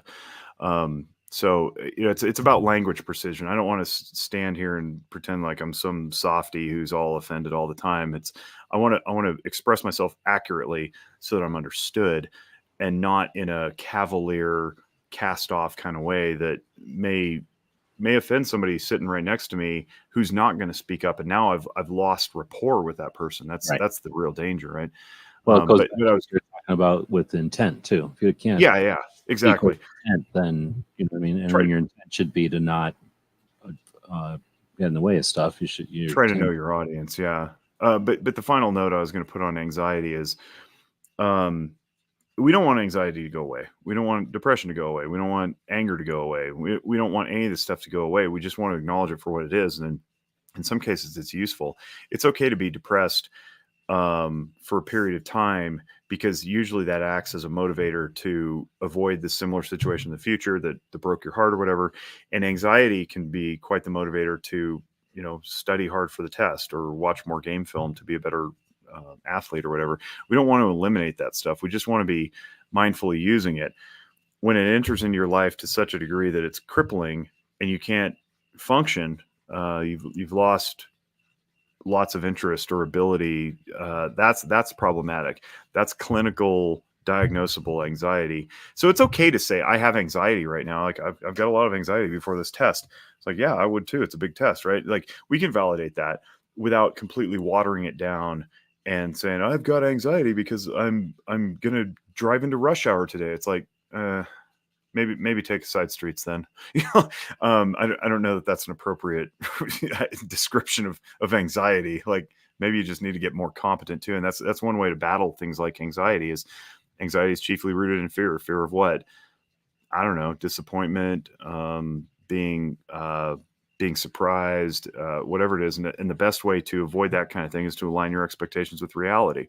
If reality is rush hour starts at 4:30 and it used to start at 5:15, you got to meet reality where it is and stop saying I have anxiety because rush hour is starting early. Align your expectations with reality. Say, well, I'm going to go drive into traffic now, and it's going to be a little rougher than I would like. That's a more accurate description. That's more expressive. It's not judgmental. It doesn't put you in the victim's role either. Like, it's happening to me. I have this anxiety that I can't control. It's not psychological chicken pox. It doesn't just descend from nowhere. We have control over our thoughts. We have control over where we direct our attention. And if we know that and we practice that, then we're a lot less likely to succumb to the environmental stimuli that push us into one way or another. We can go, oh, I recognize that I'm really getting angry right now because people around me are driving like idiots. Okay, it is rush hour and people are trying to get home. Align my expectations with reality. I don't have to be angry. I can just, give a little more space and continue on. Then I'm not victim to my circumstances. I'm in charge of my own decision making, my own mentality. Yeah, pull over and get a coffee or something and wait till you can drive home, at your leisure, right? And then be yelled at by my wife for being late. No. Well, not everybody can do that. Yeah. So one of the things you mentioned before, I wanted to throw it out there is when you're talking about, I don't know if I guess I used the word normalization. I didn't want to get into that, but just the idea of bringing it to awareness. I've been listening to a lot of podcasts that are interviews with various veterans coming out of different roles of the global war on terror. And at the tip of the spear level, these guys get a lot of attention, a lot of resources put at them. And they kind of just casually talk about this stuff because they're getting resources that the rest of the military isn't getting. And I mean, they know that, but at the same time, they don't really spend a lot of time on it. But I've noticed that they'll take readings, basically, like they'll take, as they get into the roles of special operations or something, especially nowadays, they'll give them diagnostics tests, basically, to see what their mental state is. And then after a few years of breaching doors and falling off of stuff and, being bounced around, even with a helmet on, they keep doing these diagnostic tests. And then it's the equivalent of an oil chest, sticking the dipstick in there. And as soon as they get results back that are physically outside of parameter, then you're out of here. And, back in the day, it was, oh, no, I'm feeling fine, doc, because they didn't want to not be doing their thing. And, because guys got out and turned around and said, here's what we used to do. Let's stop the guy, let's not let these new guys do this. And plus, the new guys just don't want to come out worn out.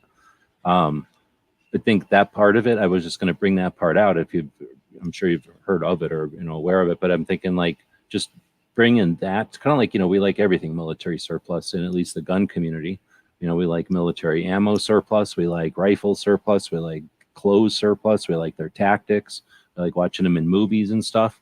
And now that and plus if it's special operations, then it has to be better, right? Oh, yeah. So if these guys are going in and getting a mental diagnostic done so that they can tell what they are now versus in the future, is there something there? Like, hey, when you're 18, do this mental exercise, trying to figure stuff out, be able to tell your brothers, your buddies, your brothers and sisters, be able to monitor their stuff the same way you would in a team, same way you would in a small unit. And then the same way, like when you get out, like, that at some point you've got a physical issue, like you were saying, TBI or post-traumatic stress. Nobody says D anymore. They don't need the D no more. That's lots of reasons, but that's because it's gotten around. People started to figure out, to start using that nomenclature, that terminology. Anyway, I was just going to put that out there. I think that's brilliant. I'm gonna steal that. Actually, I'd never considered that idea before. And you think back, like how much have we taken from military research to space research? Velcro is the low hanging fruit. Why? Sure, you guys have to do, right? With all the stuff that the stress tests they did on the astronauts and stuff, they must have been using all that for the medical field. I don't know. I assume so. I don't know what the direct lineage is of stuff like that, but I honestly didn't know they were doing the pre and post, dipstick tests like you're mentioning. That's pretty cool stuff. I analogize it to a concussion protocol in sports. Yeah. No, I was going to say I don't know nothing about Yeah. sports, but I think they got it. Special operations got it from sports because those guys are worth Probably. $1 million. They're not saying, hey, what's worried about the guys? They're worried about their $1 million investments and Yep. how many times they're getting knocked over, right? Yeah, and there's some optics there too, right? Like, oh, we care about the players, and then there, the NFL Players Association is like, no, you don't. Like, why are you expanding the season if you care so much about us? But the less cynical side of that, directly applicable to the gun community is, and this is where I get to start calling out, major corporations who have yet to put our screenings flyers in their boxes, in their packaging, is to say why. Like, I don't understand it. I don't understand why every manufacturer in America doesn't have WTTA.org/love, take free and anonymous mental health screening today on every single box of every single piece of ammunition and firearm accessory that they send out, because it's legally defensible. First of all, it's a big hit in the community. Every single manufacturer that's done it, from Arms Corps, who was our first big onboard sponsor, to Ruger, to High Point, Bursa. Arms Corps wrote the URL on the box, right? Yes, they did. Yeah, they were the first to do that.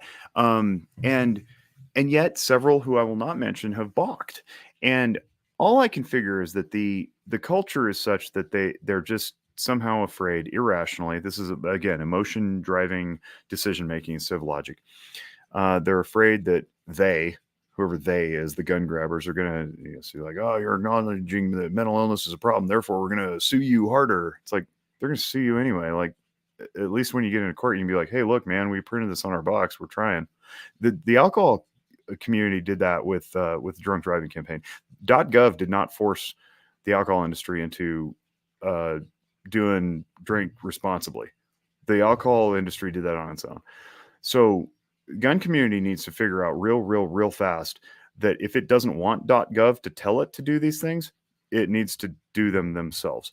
And I don't know why the big boys aren't doing it. They should be. And there's no losing here other than in their own minds, because every company we've gone to has had overwhelming great feedback.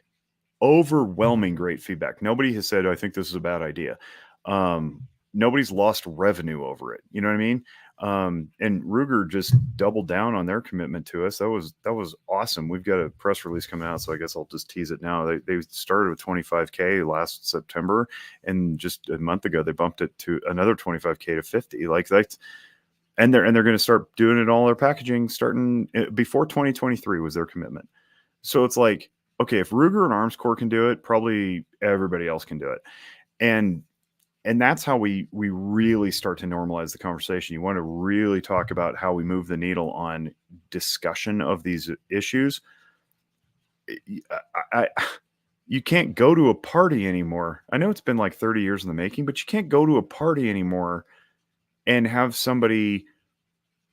nobody at the party ask, are you okay to drive? Like, that's not a thing anymore. If you're in one of those parties, like, now maybe there's not as much action taken of like, no, I'm definitely going to wrestle your keys away from you, dude. Like, that happens too, by the way. And I was in college 25 years ago. So I guess actually it's more like 40 or 45 years. This drunk driving campaign has been going on, but that was going on back then. It was like, hey, you sure to drive? Yeah, I'm fine. Like, they can lie to you, but at least the conversation is happening. If we get this across the board in all packaging everywhere, all accessories, all firearms, all ammunition, all retail stores, all ranges, there's nowhere to hide now when you're out on the range with your buddies and one of them is just like off, right? Not talking like he usually talks, eyes downcast, grumbling about something that normally he doesn't grumble about. You go, hey, you all right?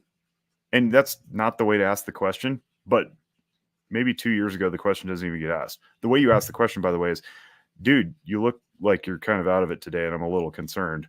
is something going on in your life that I need to help you with? Like, that's the way you ask the question. Very direct, very honest. And if you have rapport with the person, they'll be like, yeah, it's just, wife's been under the weather. I've had to take care of the kids and I've got a screaming sick baby with an ear infection. And you're like, all right, cool. That adds up. That makes sense. You're probably not suicidal, right? But if he goes, no, it's nothing, man. You better ask another question. That's where we need to get with this. And those are your trusted buddies. When you're at the workspace, I don't care if you own guns or not at this point, you're at the workplace and somebody's doing the same thing with the same behaviors, and you're sitting around the water cooler or the break room and, fighting the snack machine to dispense your Cheetos or whatever. Ask the question like, hey man, you look a little off. Just simply saying that communicates a message of, I'm here for you. I may not have the answers, but I notice. And then the recipient of that goes, thanks. And maybe that's all it needs, because you don't know that the dude wasn't going to go home and eat a bullet that night. And maybe he won't. And we don't have empirical data to substantiate that works. But are we really going to roll the dice on not doing it? So let's do that. And then maybe we turn around 15 years from now and we see suicides have decreased and happiness has increased and, everybody's healthier and better, and we all just high five. And then Walk the Talk America works itself out of a job too. That would be ideal. Well, when you talk about talking yourself or doing things, efforting to alleviate the need for your occupation, and that's, I think, part of the whole thing too, is when, as gun owners, as the gun community comes up with solutions to these issues that, there's always been guns, right? Ever since this country's been around, at least, there's always been guns. Mm-hmm. And there's always been small enough guns that someone could hurt themselves or somebody else with. These issues are relatively new. So I think that as gun owners solve these relatively recent modern issues that have come up with, around our possession of property and the laws and the media attention and all that kind of stuff, as we solve that, we'll be leading the way for other segments of society that don't have a fundamental, constitutionally protected element to them, driving a car or, I don't know, anything. And like maybe marijuana is a good thing. Marijuana and maybe the war on drugs in general. I don't know how marijuana got to where it is, because there was nothing like the Second Amendment to unite pot smokers. But the same way that I'm assuming as a pot smoker, you could, because it's an illegal thing and all that, and because it's looked down in society and all that, you might have concerns going to seek out help, right? Because as that, I don't know how to say it, but as those years get pulled back and there's less perceived issue, and you can go seek out help for other things, then there's less tension, there's more relief and less stress in the world. Well, yeah, you're right. I guess what I'm saying is I think that gun owners have this unified fundamental thing that kind of keeps us together. And as we learn to deal with the suicide, which is a big element of something we're being persecuted because of, as we learn to deal with that, we'll also be teaching the country how to work together to treat, period, right? Just to be good to each other. That's exactly it. You couldn't have stated it any better. That's where it starts. I read a great article recently, sort of depressing, but it was great. It was talking about mass shootings, and one of the authors, these are two researchers, I think they're both psychiatrists actually, who, one of them said, mass violence is suicide turned outward. And I was like, that is brilliant. It's absolutely brilliant. You're so depraved internally, and you're so full of shame and rage that you don't even have the ability to take your own life unless you take others with you. This is deep on such a metaphorical, archetypal level. This would be an entire podcast unto itself, but it was so brilliant. And I thought, man, you know what? We will stop mass shootings if we focus on healing people. And I don't mean individual psychotherapy. I mean cultural change within families, which is a generation away, admittedly, if we can do some major adjustments right now. But it's the way to get to gun violence. People are like, gun violence, gun violence, gun violence. And it's like, well, is suicide violence? I used to want to parse that out and say, no, not really. Violence is violence perpetrated upon other people. And I could cite definitions and all sorts of articles to substantiate that. But I'm like, no, suicide's really a violent act upon self. So I'm actually increasingly more comfortable lumping suicides into gun violence. But that's an academic discussion.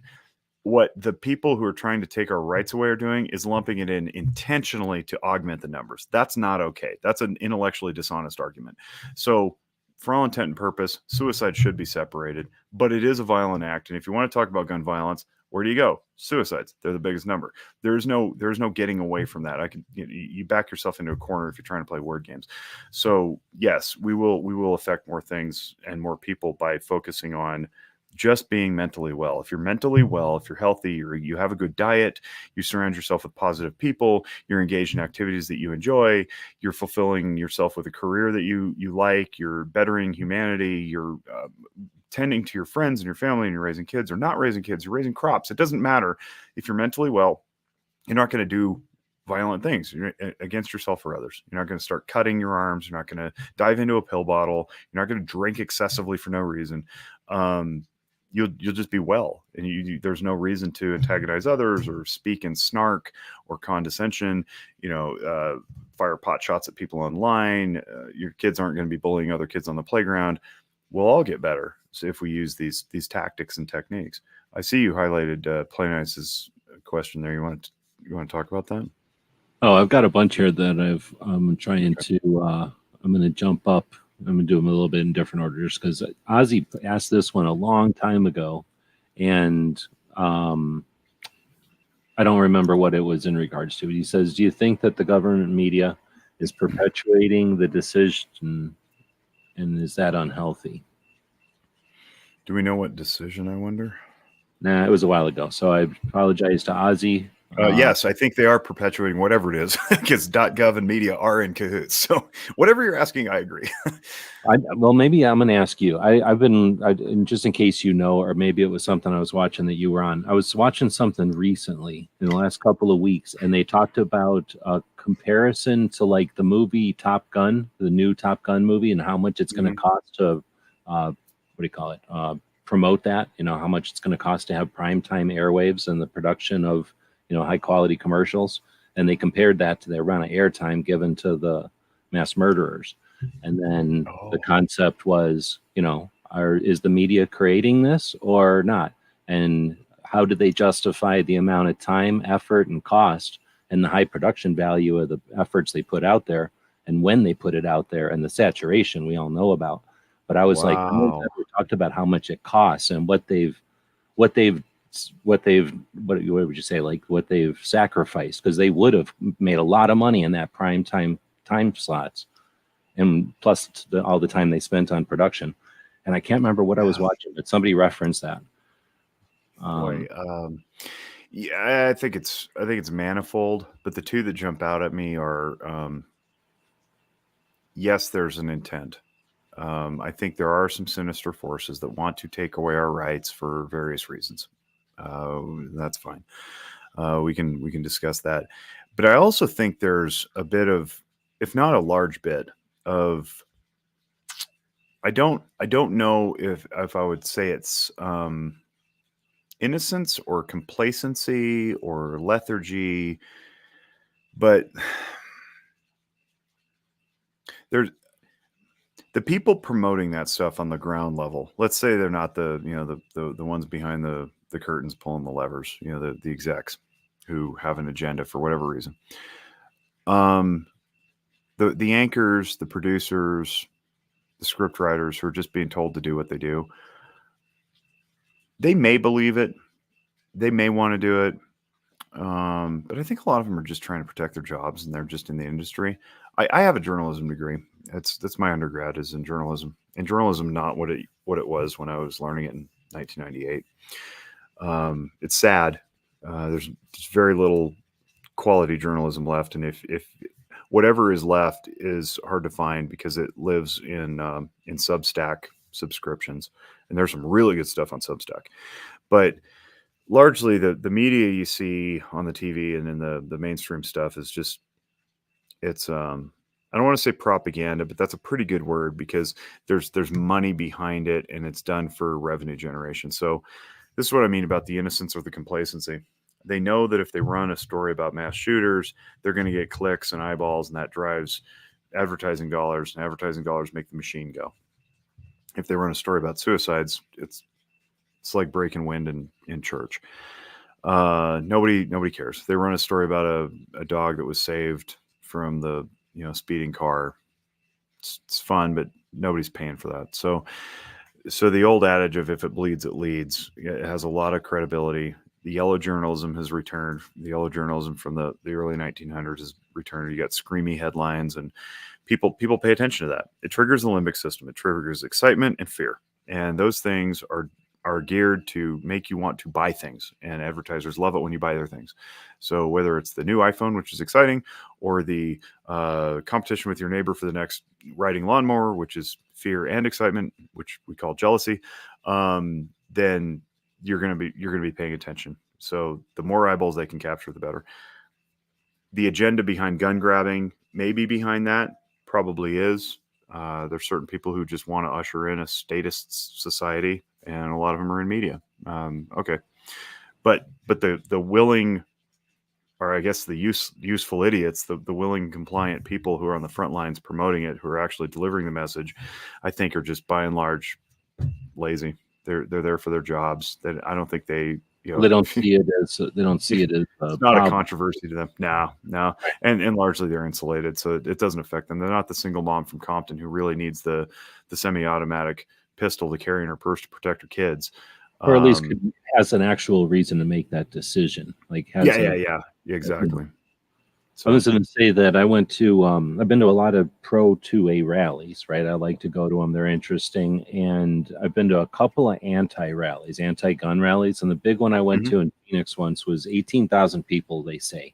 And it was many, many, many times larger than any 2A rally I've been to. So it was definitely a lot of people. And what I got from just experiencing that on a Saturday one day was they were all there to hate Trump, and guns was the reason. But they could care less about guns, I expect. They were there because they hated Republicans, and they hated the other side, whatever the other side was for them. And so for me, that's one of the things that's enforced my opinion and my optimism, that people like DC Project, people like yourselves and Mike, and other efforts that are out there to create awareness, true awareness, will take the firearms off the table and let those people who truly just want to hate Trump or whoever, fill in the blank, the other side, do it with some other item. They got plenty of other things they can complain about and use as weapons. Once we take guns off of there because they're educated to know that they're friends or whatever, lots of different strategies. But once we take it off the table, then it's a win. And then they all have to stand around going, oh, wait a minute, the NFA was a big deal and now it's gone. I guess we can live in harmony with belt-fed full autos, and that's not a big deal. Right. No, that's a good point. Great point. So DJ put in here, so I'm going to start wrapping up by just hitting these questions from others. Rapid fire. So with the work you've already done, suiting you well to leadership, when will you enter an elected office, is he saying, I guess? Well, it sounds like you already were on that board. I mean, that's not technically, I guess, what he's talking about. Yeah. Did you just assume I'm not leading? I had a dalliance with running for local, our state assembly here in Nevada in 2019.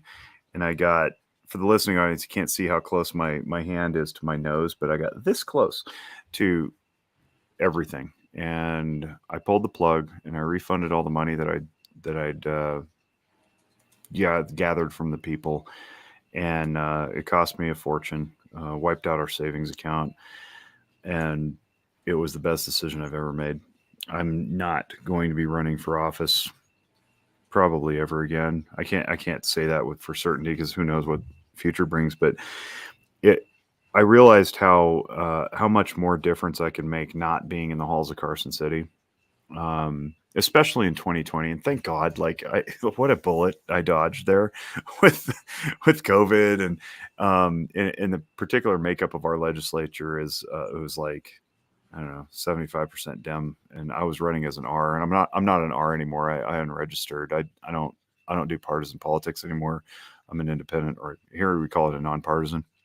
But I got really, really, really like disgusted, like viscerally sick with my own party, and I couldn't even support what they were doing. There's good individuals in there, but a lot of them even were super spineless, and so I pulled the plug, and it was the best decision I made because it cleared the path for not only for Walk the Talk America, but for me to help augment Zephyr Wellness and do lots and lots of things in the community. I formed a charter school. Like I helped. I didn't do it by myself, but I chaired a board for a charter school that opened that my kids now go to. You know, school choice. Like that was a huge thing. And I never would have been able to do that if I were in elected office. And there was some friction in my particular race internally in the party. It was stupid middle school drama, but there's no doubt in my mind that I would have absolutely crushed anybody that I went up against. No question. Either party, it would not have been close because I don't lose things like that. But I just I wasn't going to be effective when you're in a minority party. In that particular situation, nothing would have been done. So I'm way more effective in the community now. I really appreciate that thought. That's not a compliment that I want to like gloss over or take lightly. I really appreciate you saying that. Means a lot. And leadership is not something that I've come lightly into, because I wasn't kidding when I said I was bullied as a child for like 12 years. It was more like 9, but the residue continued into college, and I was a pretty shallow, empty person who was well liked by everyone, but that turned me into a sort of narcissist. And then I became really dramatic and after college, and like I just didn't know who I was. So I've always resisted that call as much as I wanted it. My ego wanted the titles and the fame and the glory. Like now I'm way, I don't want it at all, and I just find myself stumbling into things. So it means a lot that somebody else would recognize that. So thank you for saying that. I'm not doing elected office though. I'll take appointments. Somebody wants to appoint me to something, I'm just not running. Screw campaigns. Well, and I'm gonna thanks for that, and then I'll add. Going back to veterans again, I keep watching these podcasts, and the way that they've just undertaken, I'm going to say, the leadership of helping each other come out and create pipelines to help each other, you know, as they come out of their terms, like whatever their enlistments were, the different branches. And I'm sure I'm seeing, obviously, you know, the extremes, because I'm seeing the people that are so motivated that they're also sharing everything in podcasts and stuff and in that. But what I am seeing is a lot of people that are competent, and they're coming out of a situation where they came from countries where they saw the worst case scenarios of, like, you know, people that I think one of the times they said they do civil war as a national sport. Like they're just constantly fighting with each other. So they've seen that, and they've dealt with, I mean, literally some of them have dealt with, you know, sitting down with people who hate each other. And we've got military intelligence at a level that we never had, I don't think, since World War II. And we saw the result of military intelligence after World War II was a massive result. So we're going to see a massive, like, I can't even imagine what we're going to see when the military intelligence group of people come out and turn their attentions on, well, right now they're all making money, but as soon as they quit making money and start paying attention to politics. But then I was also going to say that, you know, what we're seeing in these podcasts and what gets most of the attention is always the tip of the spear. But what gets overlooked is that to get 12 people to do something in a specific place on the other side of the planet, or to get a drone to fly around on the other side of the planet, requires a massive infrastructure. Massive infrastructures that nobody pays attention to, unless it's like one of those shows about the aircraft carriers or something. But all the boring facilitation, all the behind the scenes, those people got to see the bureaucracy. And if they're anything like me, I don't know if you were in any kind of bureaucracy at all, but you know, you taste that and you're like, no, there's a reason. I don't like it because I don't hate government. I don't like bureaucracy, and I don't like the scoundrels that hide in bureaucracy. And I get frustrated by what I'm seeing is because I can tell what's happening because I've been around it. So I think that we were seeing people that have experienced the same thing and have got the foul taste. But if you got not a lot to lose, like they didn't come back to a boom like World War II, they're coming back to famine. So they've got reason to get in there and be in the game, and they have more incentive, right? So I'm thinking we've got the potential to see people that not just these tip of the spears, but the people that were like totally able to understand the facilitation of the whole thing and like the behind the scenes, like I'm saying, like just all the different infrastructure, thinking about intelligence and getting materials and stuff over there. Plus, people that see in the budget, everybody complains about the $1,000 hammer. Somebody writes the check for $1,000 hammer, and that person gets out, and that person is in their community. And these people don't just stop existing; they take that experience and act on it often. So I think we've got a lot of potential to see something like one of the cities, Philadelphia, Chicago, one of the cities where there's some issues, flip or have a different type of leadership and see some change. And then people go, oh, paradigm shift. We can. That would be great. And then we see a complete shift. I think we see a lot really optimistic going in with the racers, right? Yeah, that's really optimistic. I love that. I'd never heard that before, and that's a great take. Because I don't think there's any evidence to show that we're about to tip over. I think it's a pendulum, and I think that it always looks like it's about to be at the most extreme when the pendulum swings back the other way. And we've got we've got all kinds of trends and stuff, and one of them is when things get out of hand, it kind of gets back into shape again. So I think that some of this stuff that they've been putting out it's not our adversaries, the people that are against us as firearms owners and the people that are just being chaotic in positions of leadership. They're not just doing one thing poorly. They're doing so many things poorly that I think there's a potential for disruption in a positive. It's a good segue into what you've highlighted there with from Gunmetal Guy. Let's get back to that. I'm just the language takeover, right? I mentioned I'm pretty active on Twitter, and I follow a lot of disparate accounts and a lot of people whose opinions I value, irrespective of their political tilt. As long as you're not like an ideologue, I'm probably following what you have to say. And the really obvious opinion seems to be that the leftists, not the left, not the liberals, there's lots of us out there who would consider ourselves, center left or liberal or whatever, that aren't leftists, who aren't socialists, who aren't trying to take over society and all that stuff. They've overplayed their hand. They inched and inched and inched, and then it was like, let's take 2 feet. And everybody's like, hell no, you're not doing that. You're not coming in and teaching woke stuff to our students. You're not going to sit there and tell me that a 12-month-old can identify his or her own gender because he's pulling hair clips out of his hair. No, we're not doing that. And now the blowback is coming. And I've seen it's happening obviously more on the left than the right. The right's got its own brand of crazy, which definitely needs to be dealt with. Don't mistake me. But the vast overwhelming majority of what's happening that's afflicting this country with its disease pathogens of the mind is from the left. And it's not a close ratio. It's something like 85-15 probably. And there's abandonment from the fringes, the base, right? The political base that we always have to rally to get people to the polls or whatever. It's like those people don't exist anymore because they all fled. Your base has shrunk. And that's what I'm noticing is like I don't want to call it a red wave because I don't even know what red and blue are anymore, but there's definitely a centrist movement. There's an alt middle that's right, rising up. And I don't know what form that's going to take. I don't think the libertarians have the stomach or the structure or the leadership to pull it off, or the cohesion. Exactly. It's definitely not the Greens. Yeah. So it may take a couple election cycles for like this, alt middle party to assert itself. In the meantime, though, the centrists, the former Democrats who've left the Democratic Party, the Republicans who have been turned off by the MAGAs, have all bowed their necks and said, we are taking back our language, our culture, our values. And it's a really cool, like red, white, and blue makes purple effect happening. And it's really, really neat to see. And to that point, like these words that have been so overused.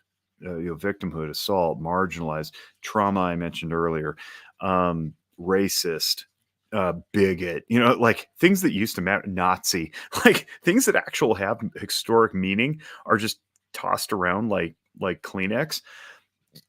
I don't know why that happened or when, but it's stopping.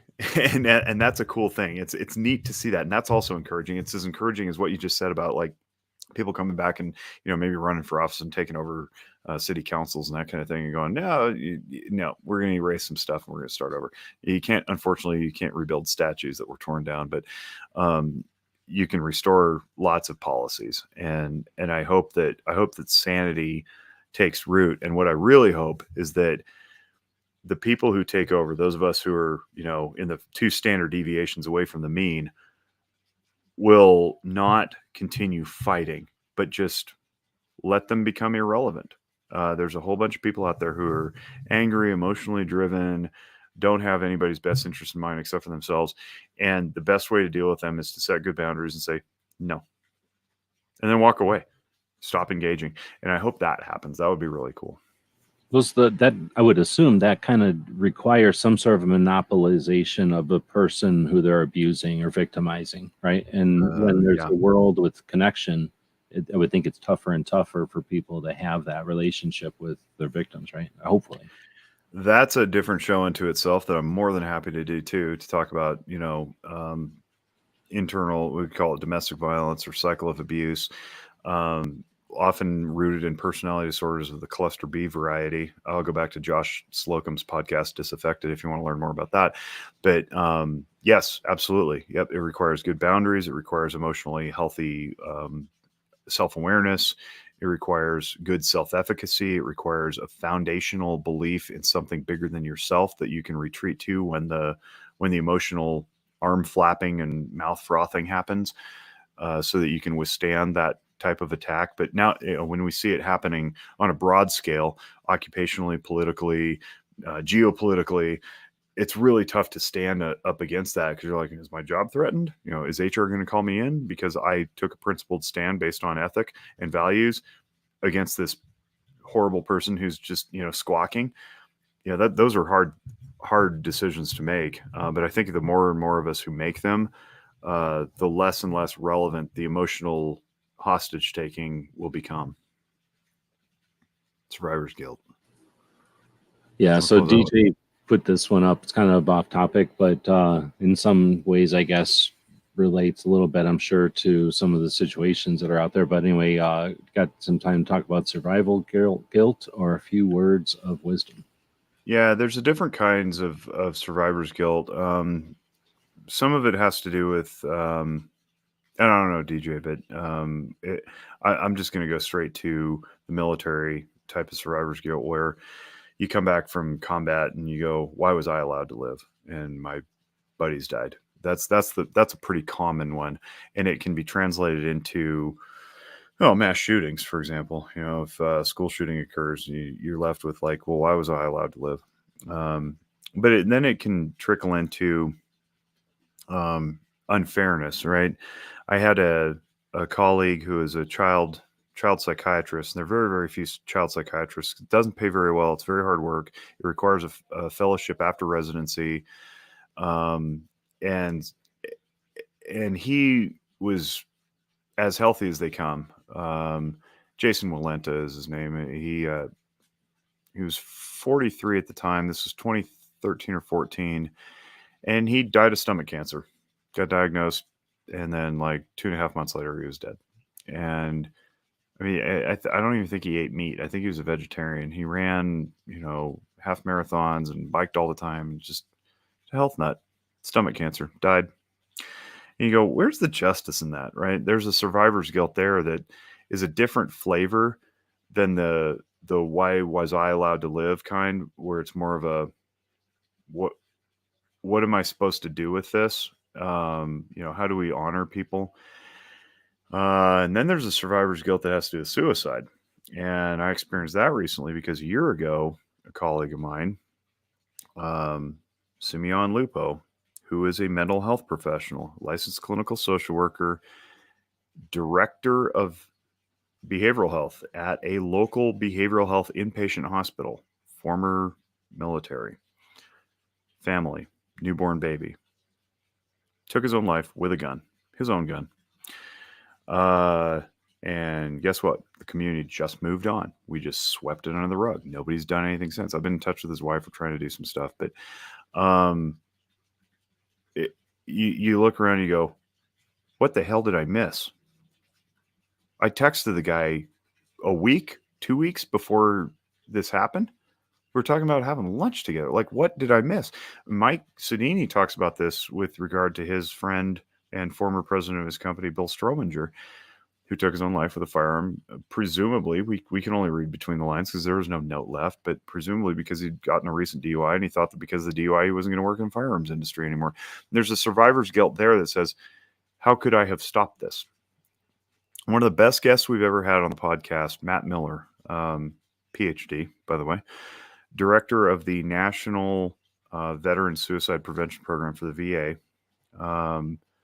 He made a profound comment to me when I first interviewed him on my own podcast on Noggin Notes. He says, I don't know that suicide is preventable. And it was like, needle skips off the record. And he says, here's why.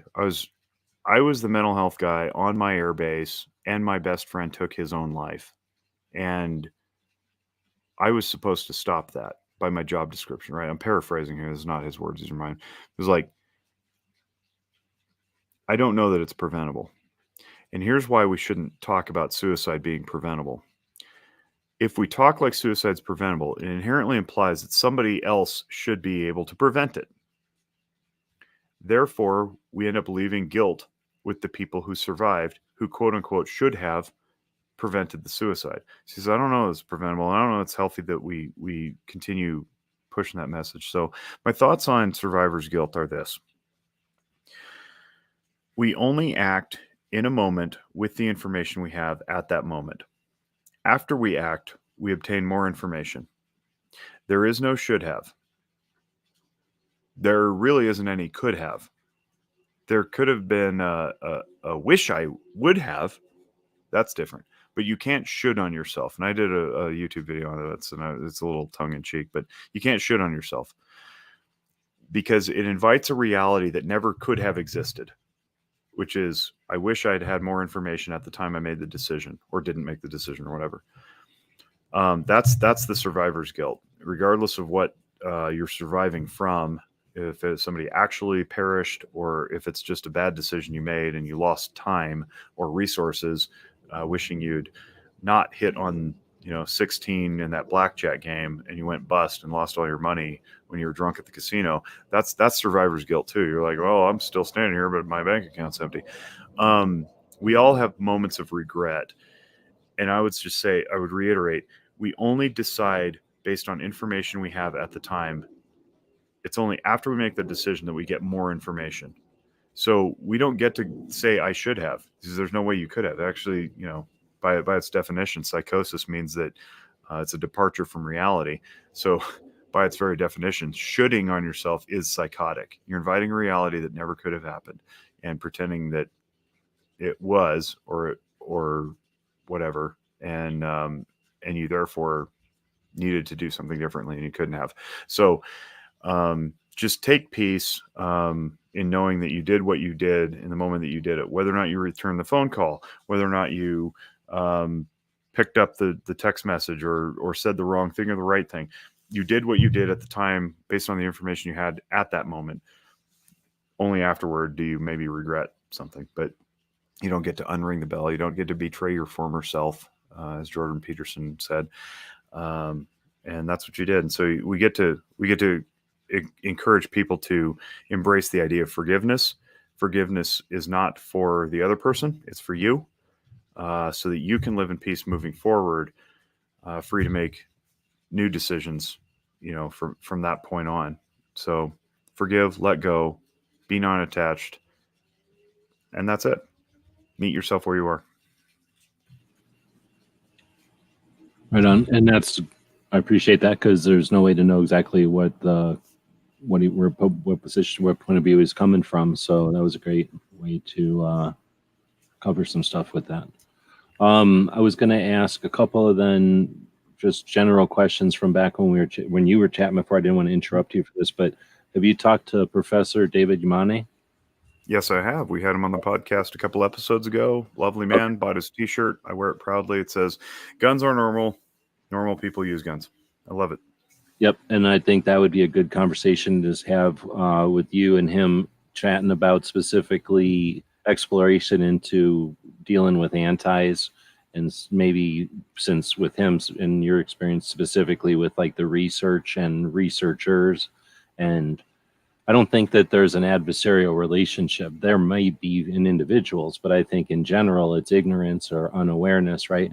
And it's just a matter of crossing bridges or figuring out filling in gaps. Then they figure out, leave us alone, and then they go worry about swimming pools or whatever else they want to research on, right? But I don't think we got to worry about hating researchers as much as getting them off our backs, right? And then, or get them to research the right thing. That would be nice. Instead of perseverating on mass shootings, maybe perseverate on suicides. I will say this. Dr. Emmy Betts, who is a psychiatrist out of Colorado, who started the Colorado Gunshot Project, she gets it. Amy Barnhorst, who's another psychiatrist, Dr. Amy Barnhorst out of UC Davis, she gets it. They're starting to center their research more on access, which is great because it promotes responsible storage, which we're all about. And we define responsible storage as preventing unauthorized access. So whoever's unauthorized to have your gun, it may be you at one point. But that's cool. We're starting to see a shift there and away from the whole like control sales thing. So that's neat. It's incremental, but it's getting there. Did you say Colorado Gunshot Project? Mm-hmm. It's something that predates Hold My Guns, and what the Colorado Gunshot Project is doing is it's out of the universities there. The UC system has partnered with local gun stores to hold guns for people who don't want them around in a time of crisis. And that, I mean, it doesn't even have to be a crisis. You could just be leaving town and you don't want your guns in the house. They'll take them for you. So they've promoted this map and they've studied it and they've done research and surveys. And I've been a part of that. Mike's been a part of that with Emmy and her team. They're wonderful people. They're great. I wouldn't necessarily say they're pro 2A, but they're at least neutral, which is an improvement over a lot of researchers. That's awesome. I never heard of that one. And then I was going to ask if you've met or talked with Kim Petters. Kim Petters was on our show talking about her cannabis use. She got off of all psychotropics because she was using cannabis and has to, walk that line. She was a great interview too. She's awesome. She's the Delaware delegate to DC Project. Right on. I need to circle back with her. I haven't talked to her in like a year. Yeah, she's one of my favorites in all of Second Amendment advocacy. I mean, first off, she did an amazing service to the country, and she's and because of that, she's uniquely able to, basically, I mean, she's right at the top of the DC Project. Whatever. If there's the what's that superhero movie? If there's a, she's Captain Marvel. Yeah, she's going to be in the team that's like winning. She flies in space and can like stop ships. She defeated Thanos. And then on that, well, I was going to ask you about it more from her PTS side, and then just facets from there. But obviously, like you say, she's also an advocate for marijuana and firearms, the only one we really have. And on that tangent, I guess, have you heard of or talked with Tactical Tangerine? I met Tangie in at Kevin Dixie's Train and Learn last year. I missed it this year because we had overlapping events, but I met her at Katie's Train and Learn, but specifically at a panel discussion hosted by Devin Perkins. And Tangie's great, but I didn't get to know her super well. I follow her on Instagram and stuff, and but I haven't sat down and like had an in-depth conversation. Where are you going with that? Because I'd like to have her on the podcast too. I just got done listening to her because I knew that she had been at KD's thing, but I just listened to her on Stogie's and Straps and Oh, Stogies. Stogies and Straps? Yeah. Yeah, in fact, wait, why the hell hasn't The other Katie day. asked me to be on there? I smoke cigars. Like, Well, you got to go there because he sits there with you. So you have to be in Georgia, I guess. Is he in Georgia? oh, we could do it over Zoom. That's true. That would be interesting. Maybe But I'll anyway, fly him to Reno. I don't think he's been to Reno yet. so you have met everybody then. So that would be neat to have a couple of, or I would definitely be interested in hosting some conversations so that you all could just have a non-agenda based conversation or round table, whatever. That So would be amazing. Actually, what we should do is, like you were saying earlier, with the idea of like just gathering everybody in person and throw a mic in the middle, or several mics, or however we want to do it. But the point is like just open it up, have a 12-person podcast, and just ping off each other. Throw Edgar Antion in there, and like get some Rob Pincus just so people could fight. And like I say, without having necessarily an agenda or a focus on news of the day, because although there's news of the day, I think we win when we start to take that in stride, realize that our opponents aren't our adversaries, they're just ignorant. And once we can educate them, we've accomplished two things. We've educated our next generation. At the same time, we've showed them that we win through education. And then we educated our adversaries, and they can go spend all that attention and money on something that's important. Swimming pool deaths, or ATF is alcohol. What is that? 200,000 deaths, 500,000 deaths. And then tobacco is 500,000 deaths. And then firearms with suicide. Overdoses just cracked 100,000 for the first time in history last year. That's a really sad milestone. I'm saying ATF. Yeah, I know. Yeah. Right. Yeah. They take two giant vices and then stick them in there with explosives and then us to marginalize us. But you're right. The whole fentanyl thing. I've seen a couple of comparisons that just, when you kind of alluded to it when you were talking about the numbers earlier, but firearms are, in the grand scheme of things, nothing compared to health, and they're very little compared to accidents, and we're about the same as cars, depending on how you look at it. If you include suicides, we're the same as cars. Yep. Well, yeah. I don't want to keep you all night. I'd appreciate you jumping in on a Monday to have a conversation with us and to bounce some of the stuff kind of out of nowhere. You didn't have a script or any kind of pre-warning, so thanks for being flexible and adaptive. And thanks to everybody who showed up live to throw some questions out there. Do appreciate it. There's 149 or so people that sponsor what I do. They throw a couple of bucks at me each month. Some of them buy me a cup of coffee. Some of them buy a lunch, and that adds up. And I'm able to spend my time doing this instead of trying to get you to buy some new grip angle or some kind of red dot optic or whatever. You go do whatever you're going to do. We're going to keep talking about 2A. And where was I going with that? I think we're going to just wrap it up. I'm not going to put a lot of my exit stuff in here, but I did want to throw one question at you. I've been asking people what book they might recommend. So I'm going to start throwing another question out there since this is the Daily Gun Show. Do you have a gun show story? So with the qualifier that I wasn't really into the gun community until 2019, and I went to my first real actual gun conference in fall, and then my first gun show in January of 2020. I will say that I didn't get it. So I was raised in a household full of cops and a family full of cops, and so the gun was always like a tool of the job. We hunted, and the rifle was the tool of taking down the animal. I didn't get gun culture at all, like at all. And I was one of those 2A, but type of guys who nobody needs an AR-15. I owned one, but I was like, nobody really needs one. And then I went to SHOT after GRPC, and I got it. I really got it. Several conversations, but the experience overall left me with two impressions. One, these people are super, super, super nice and very, very smart, and they're super, super, super diverse, like in every definition of the word. So my gun show story is that I was educated without intending to be educated. I went there to educate because I was the mental health dude, and instead I got rocked. I got absolutely put on my heels with the level of intelligence and purpose and knowledge and diversity of the global gun community. It was very, very impressive. So, and the fact that I was welcomed in, ignorant as I was, I think speaks volumes of our people. I think that's really cool. I'll throw another book though. So I mentioned Christian Conti's book, but I'll leave with another book that's not psychotherapy based. It's really inspiring. It's a book called Factfulness by a guy named Hans Rosling, Rosling, Hans is his name. Hans Rosling, Factfulness. Pick that up, read it.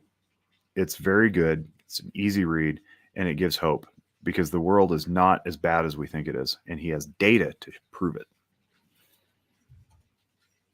Well, that sounds cool. Trying to talk and type at the same time, but I think I found it.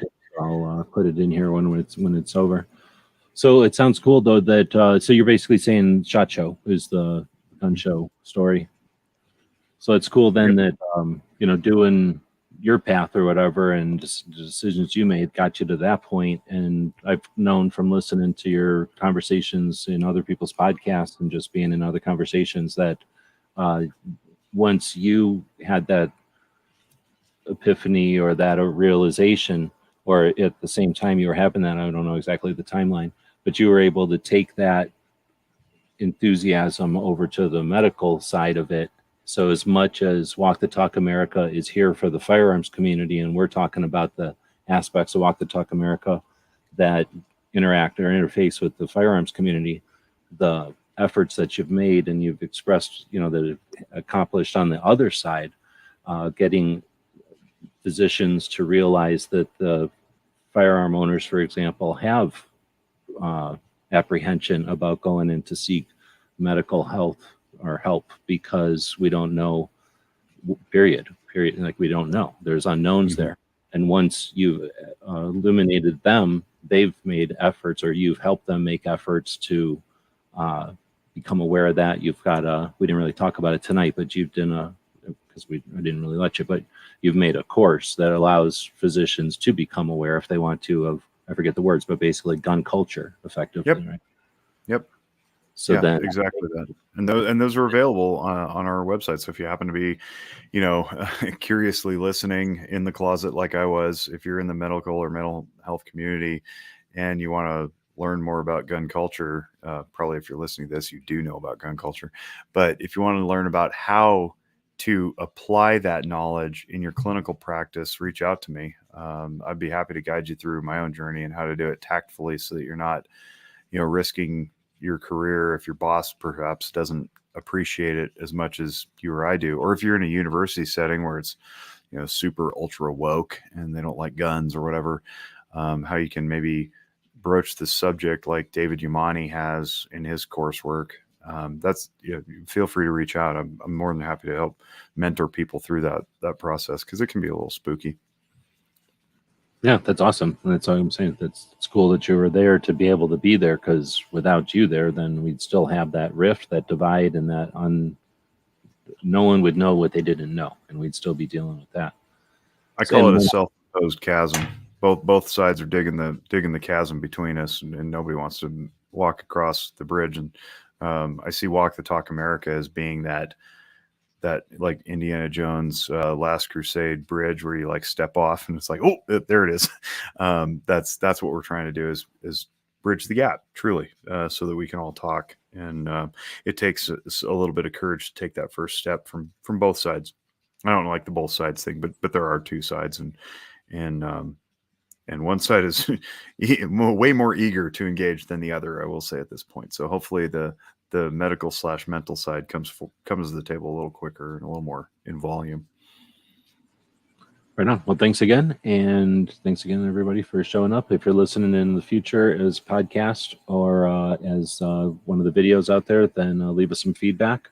And all the links to the Walk Talk America, to the your Substack, to your Twitter, and well, I don't think I have a link to the podcast, but I'll put a link to the podcast and a couple of the books that we mentioned tonight. It's wherever podcasts are found. It's just called Guns and Mental Health. We're the only one out there. Thanks for having me. But I guess I should put an ending on here just so it sounds like something. Yeah. drop in some music. Tonight's episode, photo finish.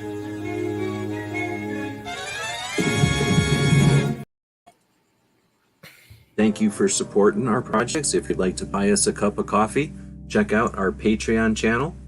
The guys and gals at gunwebsites.com encourage you to take a CCW class every year, practice at least once a month, and carry every day. Thank you for watching gunwebsites.com. Do do do do do do do do. Here we go.